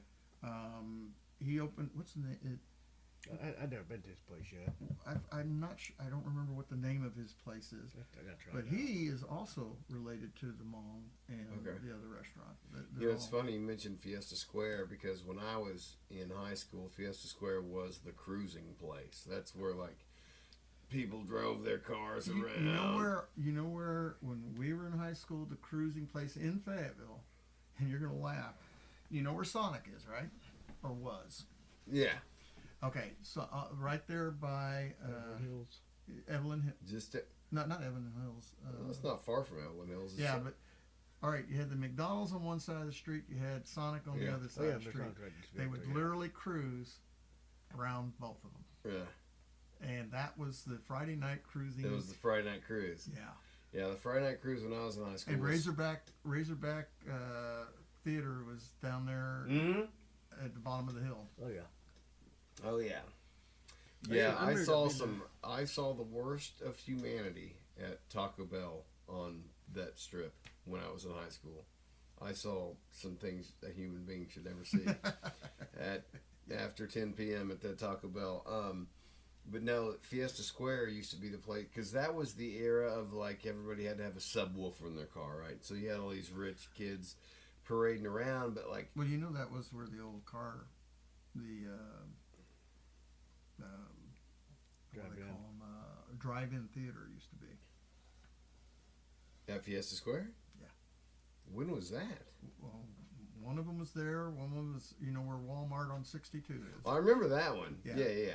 The other one That was still it up used when to- I was growing up. The one that moved out to 112 Yeah. used to be right at Fiesta Okay, Square. I did not know that. Yeah. The 112 was the last. Well, that's what I remember. I wish they'd 112. open it up again. Oh, dude, the drive-in I- movie I'm theater is. I always thought that was fun. It was That so fun. great. I enjoyed it. It's fun. And if you modernized it Yo, with today's Bluetooth audio, or whatever. yeah, Bluetooth audio. Put it in your car speakers. yeah. No, forget the car speakers. You don't even need it. Just put the Wi-Fi or whatever you want to call it, I and let missed your it- I car missed that one pick time. it up. I missed it being there. Did you go to some drive-ins? Oh, yeah, I did. What did you see at the drive-in? Do you remember? I thought it was a good movies. I can't remember which one I saw, but it was fun. I always enjoyed it. Yeah, it's fun. I missed the drive-in a lot. They were going to tear it down and build something there, and now it's fallen through. So the drive-in theater is still alive for a little bit longer. Anyway. Well, the one thing about the 112 drive-in that I remember was I had two different lives with that theater. Mm-hmm. There was taking a lady there, which was a very different experience on what Mhm. your intentions were. And then there was Oh, going. you know what you're don't Any be- lady that agreed to go to the drive-in, I Yeah, assumed they knew what they knew were what getting was into. Yeah, you And know, then the there make was- out corner. Right, yeah. And then there was the going back with your kids, which was so cool. You know, it's like Yeah. they could just sit up on the. I remember in high school, we'd always take my car because the Mustang, the back seat, the backrest of the Mustang, literally could lift off and went right into the trunk. Yeah. So everybody in the trunk could sneak out, you know, without being seen. You didn't have to get out of the car, so they could sneak into the car by just lifting up the back seat. Well, as a kid watching movies, because, you know, I'm watching, as a kid, I'm in, you know, early 80s, so say mid 80s. I'm watching movies from the 70s and 60s about going to the drive-in, right? And we still had it. And we had it until I was roughly in high school.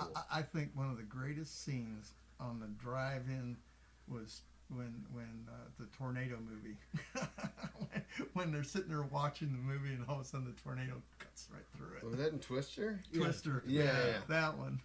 Boy, my sister used to get so, you know, Chelsea, she used to get obsessed with movies, and she would just watch them over and over and over. And God, I got so sick of The Little Mermaid and Beauty and the Beast. And then she got into Twister, like that was one of her movies. I was like, all right, this is something different. That was a funny movie, actually. And I love all the old Disney movies, but she would just get fixated on a couple. And I understand The Little Mermaid. She's a redhead. I went into her, dude. I love you, Chelsea. I'm gonna tell this story anyway. I go into her bathroom the other day, and it's just covered with Ariel stuff. Like she's got Ariel stuff all in there. All she the always grandkids love Ariel. Well, Chelsea's a redhead, and she always wanted to be a mermaid, and so it was like great thing. And then all the grandkids love that. oh man, because that. And here's the funny thing. Right at the end of my first wife's life, my daughter and her got into buying Barbies. Okay, just for the fun of it. Yeah. They bought every Barbie they could think of. Kind of like the Beanie Baby thing. Like There's only like 3 or 4 Barbies that I will not let the kids play with, and Ariel's one of them. Oh, they had an Ariel Barbie. Oh yeah, they got in very nice clothing. Mint condition. In mint condition. It's on my mantle. There's 2 others that I've got still in the box that they were her favorites, so they don't get to play with it. So we learned something about David tonight. He has an Ariel Barbie. Yep. In mint condition on his mantelpiece. Yep. Did you say? Yep. On the bookcase. That is not something I expected to learn about you, and power to you, brother. And it is a very nice doll. It is probably one of the nicest ones that I've seen. I remember when I was little, I had a Tro. I remember Tros.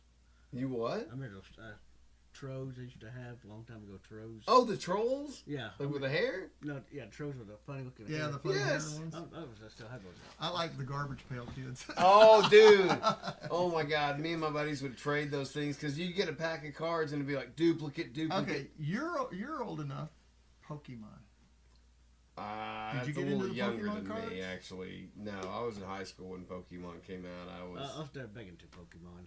Huh? I wasn't big into Pokemon much either. Pokemon. No, wait a minute. Oh yeah, that's right. You're my daughter's age. That's what. Yeah, I'm too old for the Pokemon thing came out when I was in my senior year. Now I did play one of the video games because it was like an RPG. You'd fight the monster and throw the Pokeball at it because I had a Game Boy. You remember the one that was a Pokemon Snap? I believe it was the picture taking. That's the one that just came out like 5 or 6 years ago. Oh no! This is an old version. The original Pokemon Snap. It was pretty fun. It was kind of like a video game, and the way you won is you took pictures of all the things. That wasn't that long ago. Oh yeah, it was. It was when my kids were growing up. Oh yeah. What year? Give me a year. Oh gosh, early 90s. Okay, I'm talking about the one that happened in like 2017. What was that? That was probably a redo. Yeah, I know which one you're talking about. I never got that one. It was Pokemon Go. Pokemon Go. Pokemon Go, where there'd be like these. That one's a little bit different. That I don't was remember using a the 3D Snap. thing, wasn't it? Yeah, you could see him. No, Pokemon Snap was on on the game machine, and as you were maneuvering the Pokemon, the dinosaurs would come up, and the whole thing, it was kind of like a roller coaster ride. Okay. Is what I remember. It's been so long, but and you took pictures, and the better your picture was of the whatever Pokemon popped up, that's how you made your score. And Man, I gotta say, it was a lot of fun. Nintendo's been really innovative, and that's one of the properties that's kept them alive. But one thing I both love and hate about Nintendo is that they have always stayed true to the we are a family gaming company. Mm-hmm. But then they also realized we are hemorrhaging gamers. So, like, the people that grew up with Nintendo have Xboxes and PlayStations now. They're playing war games, and we're still playing cartoon stuff. Yeah. But most parents want to start their kids off on family-friendly stuff. But then they started licensing. I think Witcher 3 was Well, one of the first. Look how small I've gotten. Yeah, right. Well, I mean that. Yeah, The honestly. original one. Well, that game, that little one you're pointing at, is loaded with 30 classic games on it, and I mean, so these are all the original systems. This is my original NES, I've Super got one NES, just like it. 64, GameCube, Wii. The Wii U's actually next door, still in use, and the Switch is back there. We had the Xbox. My son was the one that actually bought all these, but we started with the original Nintendo, and then he got tired of that one because it was too easy. So he bought the Xbox, and then he bought the PlayStation, and then How all old? the game How old machines. is that your son? He's 35, I guess. Is he still game? Yes. What's he playing He now? had, that's a good question. He got into the one that's, he likes the RPGs. Yeah. I do not. I don't either. Not Not anymore. I did when I was a kid. I like the ones like Skyrim, where you're going. Hold on a second. Are you a gamer? Oh yeah. Why don't you tell me this, Levi? Oh, I didn't think I about it. actually broke down because I borrowed my son's Nintendo 4. I said I want to get a Nintendo 5. So I finally broke down and bought the Nintendo 5. Wait, what the hell is a Nintendo 5? It's just an upgraded computer, basically. Okay. Brian, on the other hand, went the PC way and bought a very expensive, water-cooled, Jesus. lit computer. Well, the problem was we tried to upgrade our computer so you could play the graphic games on the computer, Yeah. and it just couldn't keep up. Even buying the advanced boards, the PC boards, So he broke down and bought a $2,800 computer that is just for gaming. It has all the video cards in it, and now this has been a few years back.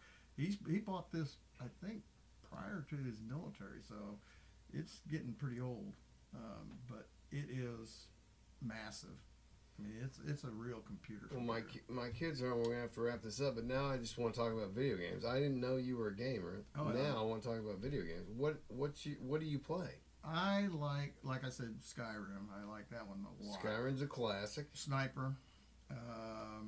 I like the ones that you have to find things. You ever played Witcher 3? I have it, but I have not played it. Play it. Have you played Red Dead Redemption 2? I have it. I have not played it. It's one of the games that my son gave me. Those are the two best games ever made. And I'm a Nintendo guy. My entire family has played Red Dead multiple times, and Witcher 3's got some nudity in it, so I wait. Yeah. I wait till they're Ratchet and Clank. Okay. I like that one. The new one is a lot harder. I bought the most recent one, and it is a lot harder than the old ones. So it's been getting used to it again. But and it's funny because you have to kind of relearn how to play them. So But- you never got into any video games, Levi? I've done a bunch of video games. Not for you, huh? No. Eye-hand coordination problems.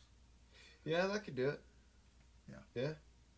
His mom says that that's why he doesn't drive. Well, I love you, Chelsea, but the scariest moment in my life was her driving me to 16 General and back. Oh, I was like, just let me out. what's Dodge General to go to? One in Farmington?